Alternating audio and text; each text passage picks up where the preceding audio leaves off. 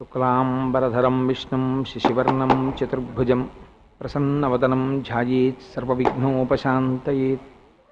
గురుర్బ్రహ్మా గురుర్విష్ణుః గురుర్దేవో మహేశ్వరః గురుః సాక్షాత్ పరబ్రహ్మ తస్మై శ్రీగురవే నమః.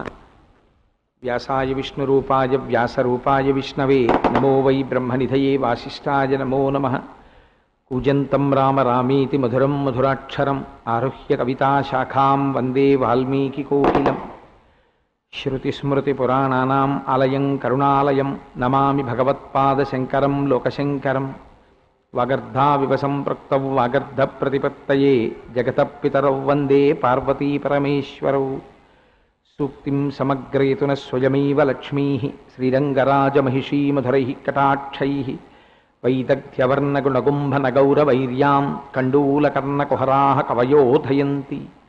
హైమోర్ధ్వపుండ్రమజహన్మకుటం సునాసం మందస్మితం మకరకుండలచారుగండం బింబాధరం బహుళదీర్ఘకృపాకటాక్షం శ్రీవేంకటేశముఖమాత్మని సన్నిధత్తాం. మనోజవం మరుతతుల్యవేగం జితేంద్రియం బుద్ధిమతాం వరిష్టం వాతాత్మజం వనరయూధముఖ్యం శ్రీరామదూతం శిరసా నమామి. ఆపదామపహర్తారం దాతారం సర్వసంపదాం లోకాభిరామం శ్రీరామం భూయో భూయో నమామ్యహం.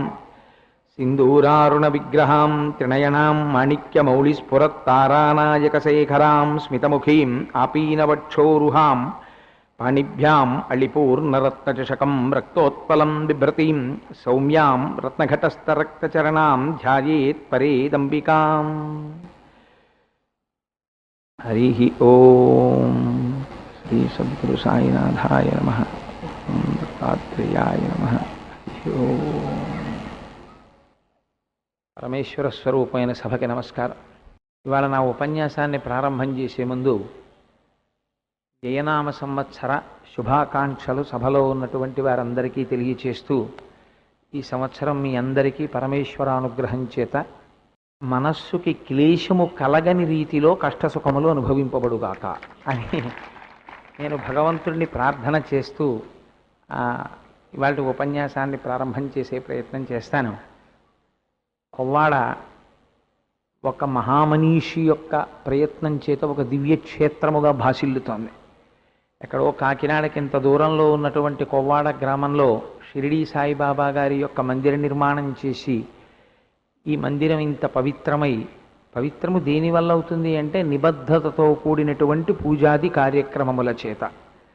అంత నిబద్ధతతో కూడినటువంటి పూజాది కార్యక్రమ నిర్వహణము చేసి తానే స్వయంగా ఆ బాబాగారి యొక్క తత్వాన్ని ప్రచారం చెయ్యడం కోసమని అడిగినదే తడవుగా ప్రతి ఇంటికి వెళ్ళి ఇప్పటికి 200 సార్లు షిరిడీ సాయిబాబా గారి జీవిత చరిత్ర పారాయణ చేయించినటువంటి గొప్ప నిబద్ధత కలిగినటువంటి వ్యక్తి. ఎవరి పేరు విన్నంత మాత్రం చేత నేను పులకిస్తానో, నేను చాలా గౌరవిస్తానో, చాలా సంతోషిస్తానో అటువంటి వ్యక్తులలో, బహుకొద్ది మంది వ్యక్తులలో మాన్యశ్రీ సుబ్బారావు గారు ఒకరు. అటువంటి సుబ్బారావు గారు ఒకానొకప్పుడు నన్ను అడిగి ఉన్నారు, ఏమయ్యా నువ్వేమైనా గురుచరిత్ర మీద మాట్లాడతావా అని. అది మరి తెంపరితనమే అనుకోండి, సాహసమే అనుకోండి, నా శక్తిని నేను అంచనా వేసుకోకుండా తప్పకుండా అలాగే మాట్లాడదామన్నాను. కారణం ఏమిటంటే, ఒకటి చేసినటువంటి సంకల్పం ఒక మంచి వ్యక్తి చేసినప్పుడు, అందున ఈ కాకినాడ పరిసర ప్రాంతాల్లో ఉండేటటువంటి ప్రజలందరూ కూడా భగవత్కథాశ్రవణమనందు పూనిక కలవారై చెప్పేటటువంటి వాడి సమర్థతని ఆలోచించకుండా భగవత్ కథ చెప్తున్నారు అని వినగలిగినటువంటి అధ్యవసాయముతో కూడిన బుద్ధి కలిగిన వారు ఉన్నప్పుడు 4 మాటలు చెప్పడానికి మనకి ఏది ప్రతిబంధకమని ఆలోచించి తప్పకుండా చెప్తాను అన్నాను. శ్రీ గురు చరిత్ర గురించి 4 మాటలు చెప్పండి అన్నారు. అసలు మీరు ఒక తమాషా ఆలోచించండి. మనం ఎవరిని చేరుకోవాలి? భౌతికమైనటువంటి సుఖాల్ని అనుభవించడం కోసమని ప్రత్యేకంగా ఉపదేశం కానీ ప్రబోధం కానీ ఎవ్వరికీ అక్కర్లేదు. మీరు చాలా సుఖంగా ఉండండి, శరీరంతో భోగాలు అనుభవించండి, ఇంద్రియాలతో సుఖాలను అనుభవించండి, ఈ మాటలు ఎవరైనా వచ్చి చెప్పాలండి? ఎవరికైనా? ఎవ్వరూ చెప్పక్కర్లేదు. పుట్టినది మొదలుకొని ప్రతివాడికి అలవాటు పడిపోయేటటువంటి లక్షణం, ఈ శరీరంతో ఎంత సుఖాన్ని అనుభవిద్దాం.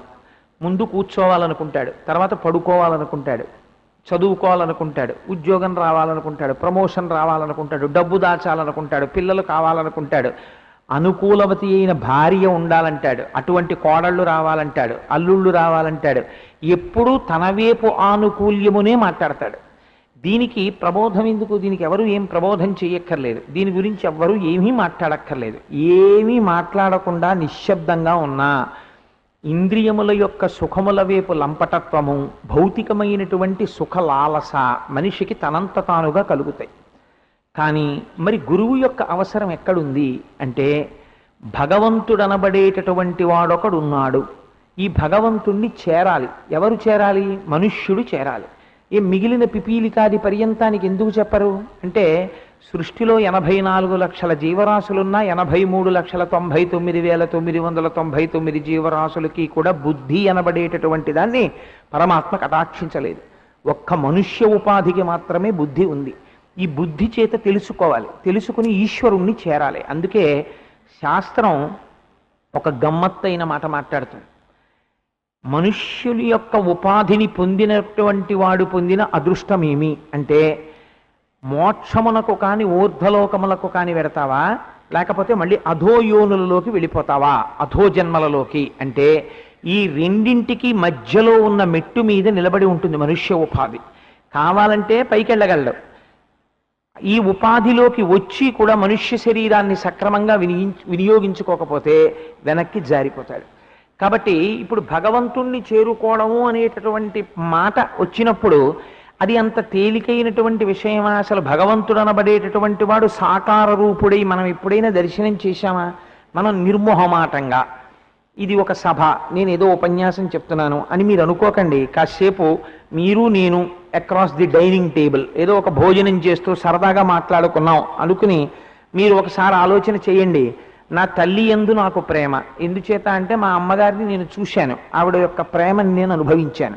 అందుకని నా తల్లి అంటే నాకు కృతజ్ఞతాభావము, నా తల్లి అంటే నాకు ప్రేమ, నా తండ్రి అంటే నాకు గౌరవము, ఎందుకంటే వారి యొక్క వాత్సల్యమును నేను అనుభవించాను. నా తమ్ముడు అంటే నాకు ప్రీతి, ఎందుకంటే నా తమ్ముడికి నేనంటే ఎంత ప్రేమో నాకు తెలుసు. నా భార్య యందు నాకు అపారమైన ప్రేమ, ఎందుచేత నా గురించి ఎంత పరితపిస్తుందో నాకు తెలుసు. భగవంతుడి గురించి భక్తితో ఉండు. నేను ఎలా ఉంటానండి? నాకేం తెలుసు భగవంతుడి గురించి? ఆయన ఎప్పుడైనా నాకు కనపడ్డా? నేను ఎప్పుడైనా ఆయన్ని చూశానా? లేకపోతే ఆయన చేసిన మేలు ఏదైనా నాకు తెలుసా ప్రత్యక్షంగా? లేదా నాకు ఆయనతో ఏదైనా అనుబంధం ఉందా? ఎలాగ భగవంతుడి మీద ప్రేమ నిలబడమంటే నిలబడుతుంది? ఒక అనుబంధం ఉందనుకోండి, మీరు నిష్పక్షపాతంగా ఆలోచన చేయండి. మనసులో అదేమిటండి శ్రీ గురు చరిత్ర చెప్తానని కోటేశ్వరరావు ఇలా మొదలెట్టారనుకోకండి. కాసేపు అలా మీరు ఆలోచన చేయండి ఆ కోణంలో. అసలు భగవంతుడి గురించి మీకు ప్రేమగా ఉండవలసినటువంటి అవసరం ఏమి? నిజాయితీ అయినటువంటి ఆలోచన చేయండి. అసలు భగవంతుడు ఆల్ రైట్, ఏది భగవంతుడి గురించి మీరు ఆలోచన చేయడానికి, ప్రేమతో ఉండడానికి ఏది భగవంతుడు? ఎవరు భగవంతుడు అంటే? ఆ భగవంతుని యొక్క స్వరూపం ఏమిటి? అసలు ఇలా ఉంటాడు, ఇదే రూపము అని మీరేమైనా చెప్పగలరా? మీరు ఒక కృష్ణుడు అన్నారనుకోండి, మరి రాముడు ఏమవ్వాలి? మీరు లేదు రాముడు కృష్ణుడు అన్నారనుకోండి, శివుడు ఏమవ్వాలి? శివుడు రాముడు అన్నారనుకోండి, దత్తాత్రేయుడు ఏమవ్వాలి? కాబట్టి మరి ఇవన్నీ ఏంటి? ఈ రూపాలన్నీ భగవంతుడే అయితే ఏ రూపాన్ని పట్టుకోవాలి? లేకపోతే ఒక రూపాన్ని పట్టుకుని పూజ చేస్తే అన్ని రూపాలకి పూజ జరిగినట్టు అయిపోతుందా? అసలు భగవంతుడితో మనకి అనుబంధం ఎందుకు కలగాలి? మనకి ఎలా ప్రేమ కలుగుతుంది భగవంతుడి మీద? ఇది భగవంతుడే వచ్చి మాట్లాడితే తప్ప మనకు ఎలా అర్థం అవుతుంది? కాబట్టి అసలు రహస్యం ఎక్కడుందంటే, భగవంతుణ్ణి చేరుకోవడం అనేటటువంటిది చెప్పినంత తేలిక కాదు. ఎందుచేత అంటే, మనస్సుకి ఆలంబనము దొరకదు. నువ్వు చాలా భక్తితో ఉండు అని చెప్పడం తేలిక. భక్తితో ఉండడానికి అయావడు మీకు ఇంత ఉపకారం చేశాడండి అన్నారనుకోండి, మీకు ఆయన పట్ల భక్తి ఉంటుంది. ఆయన ఉపకారం చేశాడండి అని చెప్పడానికి భగవంతుడు మీకు ఏం ఉపకారం చేశాడో మీకు ఎవరు చెప్తారు వచ్చి? కాబట్టి ఇప్పుడు భగవంతుడు చేసిన ఉపకారం ఏమిటో, మీరు భగవంతుణ్ణి ఎందుకు చేరుకోవాలో, అసలు మీరే భగవంతుడో కాదో ఈ విషయాల్ని సమగ్రముగా చెప్పడంలో తత్తరపాటు లేకుండా ముందు తాను బాగా తెలుసుకున్న దాన్ని సాధికారికముగా అవతల వారికి అయోమయానికి గురి కాకుండా గహనమైన విషయాన్ని చాలా తేలికగా అవతల వారికి అర్థమయ్యేటటువంటి రీతిలో అవతల వారి స్థాయికి దిగి కిందకి వచ్చి మాట్లాడగలిగిన సమర్థుడై దాని వలన అవతల వారితో తనకి లంపటము కలగకుండా తను అతీతముగా ఉండి వారికి బోధ చేసి తన స్వస్థత యందు తాను నిలబడగలిగినటువంటి ఒక మహాపురుషుడి యొక్క అవసరం ఉంది జాతికప్పుడు. అప్పుడు గురువు కావాలి. ఈ గురువు ఎక్కడి నుంచి రావాలి? గురువు అన్నవాడు భగవంతుడి కన్నా భిన్నంగా ఎక్కడి నుంచో రావడానికి వీల్లేదు. సమస్త సృష్టే భగవత్ స్వరూపం అయినప్పుడు గురువు ఎక్కడి నుంచి వస్తాడండి? గురువు కూడా భగవంతుడిలోంచే రావాలి. భగవంతుడిలోంచి రావాలి, లేదా భగవంతుడే రావాలి గురువుగా తప్ప వేరొకడెవరో గురువుగా వస్తాను, నేను భగవంతుడు కాదండి, నేను గురువునంతే, నేను మిమ్మల్ని భగవంతుడితో చేరుస్తాను అని పైకి చెప్తాడంతేనా. కానీ యథార్థమునకు ఆయనే భగవంతుడు గురువు అంటే. అందుకని ఇప్పుడు భగవంతుడితో చేర్చడానికి, భగవంతుడి గురించి మీకు చెప్పడానికి మీరెలా ఉంటారో అలాగే తను కూడా కరచరణాదులతో కదలేటటువంటి వాడే అయి ఉండాలి. మీకు ఎలా కాళ్ళు చేతులు ఉంటాయో ఆయనకు అలా కాళ్ళు చేతులు ఉండాలి. మీరు ఎలా తింటారో ఆయన అలా తినాలి, మీరు ఎలా పడుకుంటారో ఆయన అలా పడుకోవాలి. కానీ నడువడి చేత జ్ఞానము చేత చాలా గొప్ప స్థితిని పొంది నిరంతరము భగవంతుడితో అనుసంధానము చేసుకోగలిగిన శక్తి కలిగిన వాడై ఉండాలి. అటువంటి వాడు మాత్రమే భగవంతుడి గురించి చెప్పగలడు. కాబట్టి ఇప్పుడు అటువంటి స్వరూపాన్ని ఏమని పిలవాలి అంటే గురువు అని పిలవాలి అంది శాస్త్రం. ఆ గురువు అన్న మాటకి మీరు ఒకటి ఆలోచన చేయండి, అది నామవాచకమా గురువు అంటే? గురువు అంటే ఎవరో ఒక పేరా అంటే కాదు. గురువు అంటే ఏమిటి అంటే గురుగీత చెప్పింది. గురుగీత పరమశివుడు పార్వతీదేవికి ఉపదేశం చేశాడు. ఉపదేశం చేసినప్పుడు ఆయన గురువుల యొక్క వైభవం గురించి అందులో మాట్లాడాడు. ఆయన అన్నారు, పార్వతి గురువు అన్న మాట ఎవరి పట్ల వాడతారో తెలుసా? గుకారశ్చంధకారస్తు రుకారస్తన్ నిరోధకృత్ అంధకార వినాశిత్వాత్ గురురుత్యభిధీయతే. ఎవరిని పడితే వారిని గురువు అన్న మాటని ప్రయోగం చేయకూడదు. ఎందుచేత అంటే సైకిల్లో ఎవరో గాలి కొట్టారనుకోండి, అయ్యా నేను కృతజ్ఞుడను అన్న మాట అంటే చాలు. అంతేగాని గురువుగారు మీరు చాలా బాగా గాలి కొట్టారని అనకూడదు. దానికి గురువు అన్న మాట వాడడానికి ఒక హద్దు ఉంటుంది, ఒక పరిమితి ఉంటుంది, ఒక దానికి కావలసినటువంటి స్థితి ఒకటి ఉంటుంది. అంతేగాని ఎవరిని పడితే వాళ్ళని పట్టుకుని గురువుగారు అన్న మాట వాడకూడదు. గు అంటే అంధకారం, రు అంటే తొలగించడం. ఏమిటి అంధకారం తొలగించడం? చీకటిని తొలగించడం అంటే ఇప్పుడు చీకటి పడింది, ఏమంటే ఈ చీకటి తీసేసి వెలుతురు వచ్చేసేటట్టు చేసేయండి, అప్పుడు మిమ్మల్ని మేము గురువుగారు అంటామని అన్నారనుకోండి ఎవరినైనా సభలో పట్టుకుని. అంటే ఆయన అలా చీకటిని తీసేసి వెలుతురు ఇచ్చేసేటటువంటి వాడిని గురువు అంటారా? అది కాదు దాని అర్థం. అంధకారం అనేటటువంటిది మనం ఎప్పుడూ ఉండేటటువంటి స్థితి. ఏమా అంధకారం అంటే? అంధకారము అంటే అజ్ఞానము. అజ్ఞానము అంటే జ్ఞానము లేకుండుట. జ్ఞానం అనగానేమి? తెలుసుకోవలసిన వస్తువుని తెలియకుండా ఉండుట. తెలియకుండా ఉండిపోయినటువంటి వస్తువుని తెలియచేసేటటువంటి వాడెవరో వాడికి గురువు అని పేరు. అందుకే గురువుని సాధారణంగా దేంతో పోలుస్తారో తెలుసా అండి? దీపంతో పోలుస్తారు.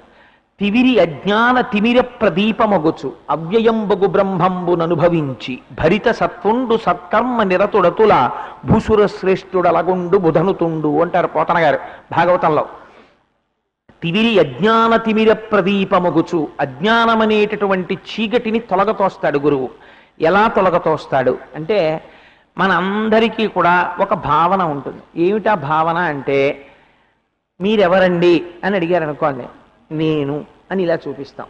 నేను అన్నప్పుడు ఇలా చూపించడంలో ఎవరిని చూపిస్తాం? ఈ శరీరాన్ని చూపిస్తాం. ఈ శరీరము లేకపోతే నువ్వు లేవా అని అడిగారు అనుకోండి, వెంటనే సాధారణంగా వచ్చేటటువంటి జవాబు ఏమిటంటే నేను లేను.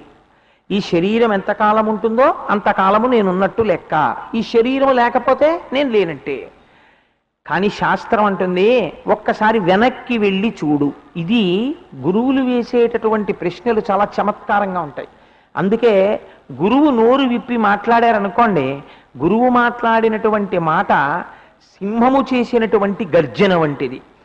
మీకు కాకి ప్రతిరోజు అరుస్తుంది, మీరు అడిగారా అడగలేదా అని కాకి అని చూడదు. ఎప్పుడూ మాట్లాడడానికి ప్రసిద్ధి ఏది అంటే కాకి. కాకి గోలండి అంటారు. అందుకే ఎప్పుడూ మాట్లాడుతుంది కాకి, చెట్టు ఎక్కి అరుస్తూనే ఉంటుంది. కాకి అరవడం వల్ల ఏమైనా ప్రయోజనం ఉంటుందా? ఏ ప్రయోజనం ఉండదు. అబ్బాయి ఎంత బాగుందో కాకి అరుపు వినండి నిశ్శబ్దంగా ఎవరు అనరు. అదే కాకి అరిచింది అనుకోండి, ఎవరు వస్తారు? కాకులే వస్తాయి. మీకు అది గమ్మత్తు. ఓ కాకి అరిచింది అనుకోండి, ఎవరు రారు, కాకులు వస్తాయి. ఒక సింహం అరిచింది అనుకోండి, ఒక సింహం గర్జన చేసింది అనుకోండి, ఎవ్వరు ఉండరు, అన్నీ పారిపోతాయి. ఎందుకనంటే అది సింహం. సింహము గర్జించినంత మాత్రం చేత గర్జన ఎంత దూరం వినపడుతుందో అంత దూరం అన్నీ పారిపోతాయి. గురువు అనబడేటటువంటి వాడు నోరు విప్పి మాట్లాడితే కొన్ని కోట్ల జన్మల నుంచి వెంట తరుగుతున్నటువంటి అజ్ఞానం అనేటటువంటి చీకటి విచ్చిపోతుంది. అందుకే అనేక జన్మ సంప్రాప్త కర్మబంధ విదాహినే జ్ఞానానల ప్రభావేన తస్మై శ్రీ గురవే నమః అన్నారు గురుగీతలో. అది ఎలా ఉంటుంది అంటే, ఏది యథార్థమో ఆ యథార్థమును తెలియనీయకుండా దాచిపెడుతుంది, దాన్ని అజ్ఞానం అంటారు. ఇప్పుడు చీకటి ఏం చేస్తుందండి? చీకటి వ్యాపకత్వం కమ్ముకుంటుంది. మీకు ఉన్న వస్తువులు ఏవి కూడా చీకటి పడినప్పుడు, సూర్యాస్తమయం అయిందనుకోండి, ఇంతకుముందు ఇక్కడ ఏ స్టేజ్ ఉందో ఆ స్టేజే ఉంటుంది, అన్నీ ఇలాగే ఉంటాయి. కానీ చీకటి వ్యాపించేసింది అనుకోండి, మీకు ఒక భయం బయలుదేరుతుంది. ఏమిటా భయం అంటే, ఏమిటో ఇంత చీకటిగా ఉంది, అలా వెళ్ళడమే, అక్కడ ఏముంటుందో అని భయం. కారణం ఏమిటి? చీకటిగా ఉన్న చోట ఉన్న వస్తువు ఉన్నట్టు కనపడదు. ఆ చీకట్లో వెళ్ళిపోతున్నాడు అనుకోండి, ఎప్పుడు వేదాంతంలో ఇదే ఉదాహరణ చెప్తారు. ఓ తాడు అడ్డంగా పడుంది, ఆ తాడు చూస్తాడు, అమ్మో పాము అడ్డంగా పడుంది అనుకుంటాడు. తాటి యందు పాముని చూడగానే అజ్ఞానానికి హద్దు లేని స్థితి వస్తుంది. తాడు కదులుతుంది, అమ్మో పాము కదులుతోందంటాడు. అసలు తాడు ఇలా పైకి లేవదు, కానీ వీడి అజ్ఞానము భయము చేత ఏం కనపడుతుందంటే పడగ విప్పినట్టు కనపడుతుంది, బుస కొట్టినట్టు వినపడుతుంది. అమ్మో ఎంత పాము అంటాడు, ఒళ్ళంతా చెమట్లు పట్టేస్తాయి. మీరు ఒక్క ఆశ్చర్యకరమైన విషయం చూడండి, ఇంత భయపడిపోతున్న వ్యక్తి దగ్గరికి వచ్చి, అయ్యా నువ్వు ఇంత పెద్ద ఉద్యోగం చేస్తున్నావు, నీకు ఇంత డబ్బుంది, నీకు 3 కార్లు ఉన్నాయి, నీకు ఇంత పెద్ద పేరుంది, నీకు ఇన్ని బిరుదులు ఉన్నాయి అని చెప్పారనుకోండి, ఎదురుగుందా పాము ఉంది అన్న భయం పోతుందా? పోదు. ఎప్పుడు పోతుంది పాము అన్న భయం అంటే, ఆ పక్కింట్లో ఉన్న ఆయన ఏమిటంటే అలా నించున్నారంటాడు, అమ్మో అక్కడ చీకట్లో రోడ్డుకి అడ్డంగా పాము పడుకుందండి అన్నాడు. ఆయన అన్నారు, అలాగా ఇక్కడ ఎప్పుడు పాములు తిరగవే అని ఇంట్లోకి వెళ్ళి ఒక టార్చ్ లైట్ పట్టుకొచ్చి గేటు తీసి టార్చ్ లైట్ వేసి చూశారు, అది తాడు. ఇప్పుడు దీపం పడగానే మీకు సత్యము గోచరించింది. సత్యము గోచరించగానే ఇంతకు ముందున్న పాము ఏమైపోయింది? అదృశ్యమైపోయింది. పాము పోగానే పాముకి సంబంధించిన భయం ఏమైపోయింది? అదృశ్యమైపోయింది. పాముకి సంబంధించిన బుస ఏమైపోయింది? అదృశ్యమైపోయింది. పాము లేదు, ఉన్నది తాడే. ఈ సత్యము తెలియాలి. ఈ సత్యము తెలియాలంటే ఎలా తెలుస్తుంది? దీపం వల్లే తెలుస్తుంది. దీపం లేకుండా మీరు ఎన్ని పట్టుకొచ్చినా తెలియదు, దీపం ఉంటే తెలిసిపోతుంది. దీన్ని రజ్జు సర్పభ్రాంతి అంటారు. బ్రహ్మము కనపడదు, జగత్తు కనపడుతుంది. ఈ జగత్తు కనపడుతున్నది సత్యం కాదురా, బ్రహ్మం సత్యం చెప్పాలి. ఎలా? ఎవరు చెప్పాలి? బ్రహ్మమును తెలుసుకున్నవాడు చెప్పాలి. అందుకని గురువు చెప్తాడు. ఆ గురువు చెప్తే అజ్ఞానం పోతుంది. అజ్ఞానమును పోగొట్టి జ్ఞానం అనేటటువంటి వెలుతురుని ప్రసరింపచేసి సత్యమును ఆవిష్కరించగలిగిన వాడెవరో ఆయనకి గురువు అని పేరు. అటువంటి గురువు భగవంతుడే గురువుగా రావడం ప్రారంభం చేశాడు. ఎక్కడ ప్రారంభం చేశాడు అన్నారు. అందుకే మీరు ఎప్పుడైనా చూడండి, పరంపరలు 2 ఉంటాయి.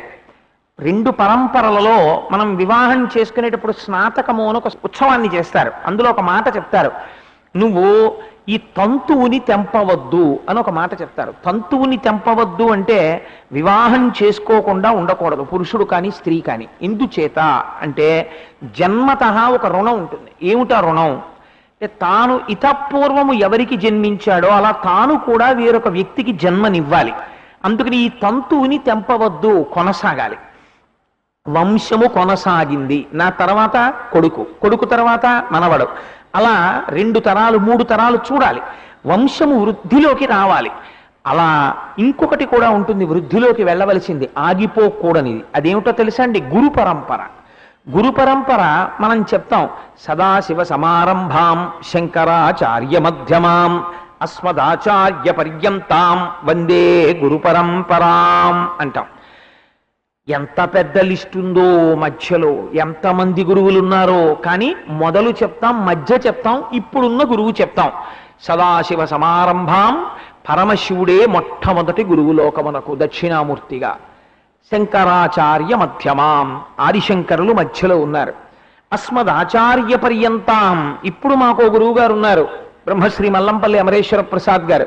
ఆ గురువు గారి వరకు అస్మదాచార్య పర్యంతాం వందే గురు పరంపరాం, ఈ గురు పరంపరకంతటికీ నేను నమస్కరించుచున్నాను. ఇప్పుడు ఆ సదాశివుడు ఎన్ని రూపాల్లో వచ్చినట్టు? మా గురువు గారి వరకు అది సదాశివ స్వరూపమే.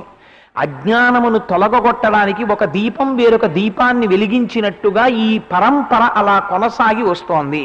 లేదా నారాయణ సమారంభాం వ్యాస శంకర మధ్యమాం అస్మదాచార్య పర్యంతాం వందే గురు పరంపరాం, శ్రీమన్నారాయణుడితో మొదలుపెట్టి వ్యాస శంకరుల్ని మధ్యలో పెట్టి మా గురువుల వరకు ఈ పరంపర కొనసాగుచున్నది.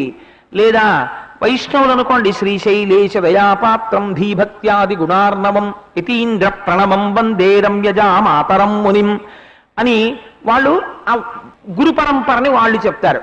ప్రతివారు కూడా పరంపరగా వస్తున్నటువంటి గురువుల యొక్క ఆ పరంపరని తలుచుకుని నమస్కారం చేస్తారు. అది ఒక చోట ఆగిపోయేది కాదు. గురు పరంపర ఆగిపోయింది అనుకోండి, అక్కడతో ఇంకా వెలుతురు అనేది ఆగిపోతుంది.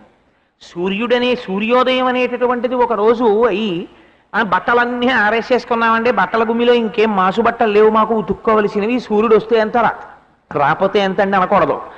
ప్రతిరోజు సూర్యోదయం అవ్వాలి, ప్రతిరోజు సూర్యుడు కనపడాలి. గురువులు కూడా మాకు మంచి గురువు ఈ తరంలో దొరికేశాడండి, ఇంకా గురువులు ఉంటే ఎంత ఊడిపోతే ఎంత అనకూడదు. గురు పరంపర అలా కొనసాగుతూనే ఉండాలి.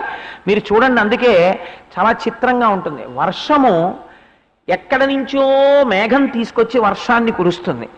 మేఘం ఎంతసేపు కురుస్తుందండి? తాను వెలవెలపోయేంత వరకే కురుస్తుంది.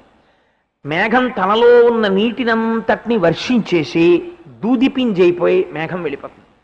మరి ఇప్పుడు ఈ నీరు ఎలా వెడుతుంది అంటే ప్రవాహ రూపాన్ని నది పొందుతుంది. పొంది నది ఈ నీటిని తీసుకెళ్ళడం మొదలు పెడుతుంది. మొదలుపెట్టి గ్రామానికి, ఊరికి, పట్టణానికి మంచినీటిని తీసుకెడుతుంది. అలా గురు పరంపర కూడా అలా నడుస్తూనే వెడుతుంటుంది. ఇలా వెడుతున్నటువంటి గురువులు ఎంతమంది ఉంటారు అంటే, ఇప్పుడు నేను మీకు ఒక విషయాన్ని ఎందుకు విజ్ఞాపన చేశానంటే, ఇప్పుడు మీరు లెక్క చెప్పగలరా? మీరు లెక్క చెప్పలేరు. పైగా ఎవరిని గురువు అనాలి అంటే అదొక పెద్ద తర్కం శాస్త్రం. ఎవరికి ఎవరు గురువు అన్నారనుకోండి, ఎవరు మీకు గురి నేర్పారో వారు గురువు అని చెప్పింది శాస్త్రం. ఆ గురువు ఎటువంటి వాడు అంటే అత్రినేత్ర శివ సాక్షాత్ దిబాహుశ్చ హరిస్మృత యో చతుర్వదనో బ్రహ్మ శ్రీ గురురభిధీయతే.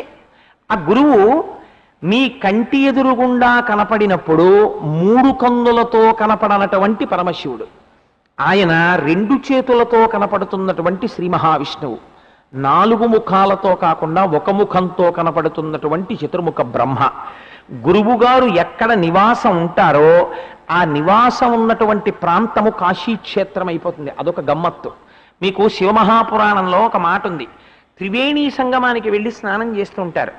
త్రివేణీ సంగమ స్నాన ఫలితము దేనివల్ల ఎటువంటి ఫలితాన్ని ఇస్తుందో అటువంటి ఫలితాన్ని పొందాలంటే శివమహాపురాణం అంది, ఏ మహానుభావుడికి ప్రతిరోజు ఉదయం నిద్ర లేవగానే సంధ్యావందనం చేసి అభిషేకం చేసుకుని ఒంటి నిండా విభూతి పిండికట్లు పెట్టుకుని అభిషేకం అయిపోయిన తర్వాత అంతటా బ్రహ్మమును దర్శనం చేస్తూ పొంగిపోతూ పూజ గదిలోంచి బయటికి వస్తున్నాడో అటువంటి వాణ్ణి ఒక్కసారి కన్నులతో చూసిన వారెవరుంటారో అటువంటి వారికి త్రివేణీ సంగమ ఫలితాన్ని ఇచ్చేస్తున్నామన్నారు. ఇప్పుడు గురువు ఎవరు? కరచరణాదులతో కదిలి వస్తున్నటువంటి త్రివేణీ సంగమం. త్రివేణీ సంగమానికి మీరెళ్ళాలి. కానీ గురువు ఏమిటి? ప్రతి గడప ముందుకి వచ్చి నిలబడేటటువంటి త్రివేణీ సంగమం. ఆ గురువు కాలు పెట్టాడనుకోండి మీ ఇంట్లోకి కాశీ వచ్చినట్టు, గురువు కాలు పెట్టాడనుకోండి గంగానది మీ ఇంటికి వచ్చినట్టు. ఆ గురువు కొంత పదార్థాన్ని తిని విడిచిపెట్టాడు అనుకోండి, అది కాశీ విశ్వేశ్వరుడు తినగా మిగిలినటువంటి శేషమైనట్టు. కాబట్టి ఇప్పుడు ఏమైంది? ఆయన తిని విడిచిపెట్టినటువంటి పదార్థం అంటే ఆయన విస్తట్లోనే విడిచిపెట్టక్కర్లేదు. మీ ఇంట్లో కొంత వంట చేశారు, ఇంటికి ఒక గురుస్వరూపం అతిథిగా వచ్చారు, వారికి మీరు భోజనాన్ని వడ్డించారు, వారు దేవతార్చన చేసి వెళ్ళిపోయారు. ఇప్పుడు వారు తినగా మిగిలినటువంటి పదార్థం ఏదైతే ఉందో దాన్నంతటినీ కూడా గురుశేషము అని పిలుస్తారు. ఆ గురుశేషము తినడం కోసమని వెళతారు, ఎందుకంటే అది మహత్తరమైనటువంటిది, సమస్త ఐశ్వర్యకారకము. అందుకే సాధారణంగా మన ఇంటికి ఎవరైనా మహాత్ములైనటువంటి వారు ఏదో కాస్త భిక్ష తీసుకోవడానికో పలహారం తీసుకోవడానికో వచ్చారనుకోండి, అప్పుడు వారిని ఒక్కరినే ఎప్పుడూ పిలవకూడదు. వారితో పాటుగా అటువంటి ప్రసాదమును పొందడానికి యోగ్యులైన వారు దాన్ని కేవలం అన్నం కింద చూడరు, ప్రసాదం కింద చూసే మర్యాద తెలుసున్న వారన్న వారిని కొంతమందిని పిలుస్తారు. పిలిచి అయ్యా మీరు కూడా వచ్చి ప్రసాదం తీసుకోండి అంటారు. ఆ గురువులు తినగా మిగిలిపోయిన పదార్థం ఉంటుంది వంటింట్లో, అది గురుశేషము అంటారు. అది తినడం వల్ల జ్ఞానము ప్రకాశిస్తుంది, బుద్ధి కలుగుతుంది, ఐశ్వర్యము కలుగుతుంది. కాబట్టి ఇప్పుడు గురువు ఎటువంటి వాడు అంటే ఆ గురువు సాక్షాత్తు విశ్వేశ్వరుడై ఉన్నాడు. అందుకే గురుగీతలో శంకరుడు ఒక ఆశ్చర్యకరమైన మాట చెప్పాడు. పార్వతి చాలా మంది తెలియక కాశీక్షేత్రానికి వచ్చిన దర్శనం చేసుకుంటూ ఉంటారు.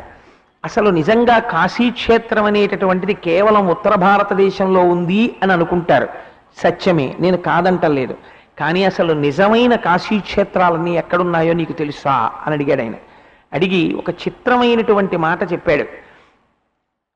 గురువు ఏ ప్రాంతమునందు నివాసం ఉంటున్నాడో ఆయన ఎక్కువగా నివాసం ఉన్న చోట తిరుగుతుంటాడు. ఆయన ఎక్కడ తిరుగుతున్నాడో ఆయన తిరిగినటువంటి ప్రాంతము హద్దులు ఉంటాయి. ఆయన ఏదో ఇక్కడి నుంచి ఇక్కడికి తప్పకుండా తిరుగుతాడు, ఆ ఇల్లు అక్కడ ఉంది కాబట్టి. అది వారణ అషి అన్న 2 ఒడ్ల మధ్యలో ఉన్నటువంటి కాశీ క్షేత్రం అయిపోతుంది.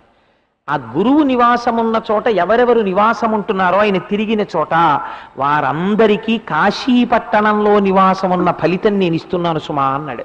ఎంత చిత్రం చూడండి. ఒక్కొక్కసారి మనకి తెలియదు, ఒక్కొక్క మహాత్ముడు ఉన్నటువంటి చోట మనం ఉంటాం. మనం ఉన్నన్నాళ్ళు ఈశ్వరుడు ఏ ఫలితం వేస్తాడో తెలుసా అండి? మీరు కాశీక్షేత్రంలో ఉన్న ఫలితం వేసేస్తాడు. గంగ ఎక్కడి నుంచి వస్తుందో తెలుసా? ఆయన అన్నారు, గురువు యొక్క చరణ తీర్థముందే గురువు గారి యొక్క కాళ్ళు కడిగినప్పుడు వచ్చినటువంటి నీరు సహజముగా గంగగా మారిపోతుంది. ఆ నీటిని తల మీద చల్లుకుంటే వాడు ఆ రోజున గంగా స్నానము చేసిన ఫలితాన్ని ఇచ్చేస్తాం. ఇంకా ఆశ్చర్యకరమైన విషయం చెప్పనా? నేను మాట్లాడను, దర్శనమిస్తానంతే. కానీ నేను మాట్లాడాలనుకున్నప్పుడు నిజంగా కాశీక్షేత్రంలో మాట్లాడితే అది సంచలనం అయిపోతుంది. కానీ నేను మాట్లాడేది ఎక్కడ మాట్లాడతానో తెలుసా? అటువంటి గురువులున్న చోట గురువులు మాట్లాడతారు, వారి మాట నా మాటగా ఉంటుంది. నేను ఏది మాట్లాడతానో అది గురువులతో మాట్లాడిస్తాను. అందుకని వారి మాటలు నా మాటలే. అందుకని గురువులు ఉన్న ప్రదేశములు ఏవో అవి కాశీక్షేత్రములు అని చెప్పాడు మహానుభావుడు. కాబట్టి ఆ గురువు ఎంత గొప్పవాడు అన్నది మీరు ఒక్కసారి ఆలోచించండి. అందుకే ఒక మాట చెప్తాడు శంకరుడు గురుగీతలో, నగురోరధికం తత్వం నగురోరధికం తపః నగురోరధికం జ్ఞానం తస్మై శ్రీ గురవే నమః. నగురోరధికం నగురోరధికం నగురోరధికం ఇది శివశాసనతః. గురువు కన్నా అధికమైనటువంటి వాడు ప్రపంచమునందు వేరొకడు లేడు. గురుర్బ్రహ్మ గురుర్విష్ణు గురుర్దేవో మహేశ్వర గురు సాక్షాత్ పరబ్రహ్మ తస్మై శ్రీ గురవై నమః. గురుర్బ్రహ్మ, గురువే చతుర్ముఖ బ్రహ్మ. బ్రహ్మగారు ఏం చేస్తారండి? సృష్టి చేస్తారు. గురువు కూడా సృష్టి చేస్తాడు. ఎవరిని సృష్టి చేస్తాడు చెప్పండి? గురువుగారు ఎప్పుడైనా సృష్టి చేయడం మీరు చూశారా? మరి గురువుగారికి బ్రహ్మాంశలా ఇచ్చారు అంటే మీలో ఉన్నటువంటి మనుష్యత్వము జీవత్వమును అణచి సాక్షాత్తుగా నువ్వే ఈశ్వరుడివిరా అనేటటువంటి జ్ఞానాన్ని మీ యందు సృష్టి చేస్తాడు. అందుకని గురుర్ బ్రహ్మ గురుర్ విష్ణు. ఆ వచ్చినటువంటి భావన, ఆ భక్తి మళ్ళీ జారిపోతుంది. జారిపోకుండా ఉండాలంటే గురువు గారి మాటలు మళ్ళీ మళ్ళీ మళ్ళీ మళ్ళీ పడుతూ ఉండాలి. రామకృష్ణ పరమహంస అంటారు, ఏనుగు పక్కన మావటివాడు ఎప్పుడూ నించునుంటాడు. ఎందుకు నించునుంటాడో తెలుసా అండి? ఏ ఏనుగు వదిలేసి మావటి వెళ్ళిపోకూడదా? వెళ్ళడు. ఏనుక్కో లక్షణం ఉంటుంది. దాని ఏనుగు తొండం ఎప్పుడూ నిశ్చలంగా ఉండదు, అది కదుపుతూనే ఉంటుంది తొండాన్ని. ఈ కదపడంలో దానికి ఉన్న గమ్మత్తు ఏమిటో తెలుసా అండి? ఇలా ఆ తొండం పెట్టి వాసన చూస్తుంది, ఆ వస్తువు ఏదో ఇలా లాగుతుంది, లేకపోతే ఓ అరటిపండు తొక్క పోగేస్తుంది, ఇలా వెళ్ళిపోతూ ఆ చెట్టు కొమ్మట్టుకు విరిచేస్తుంది, ఇలా వెళ్ళిపోతూ ఓ పువ్వు లాగేస్తుంది. ఇన్ని పనులు చేస్తుంటే పక్కన ఉన్న మావటి ఏనుగు యొక్క బరువులో ఎన్నో వంతుంటాడండి మావటి.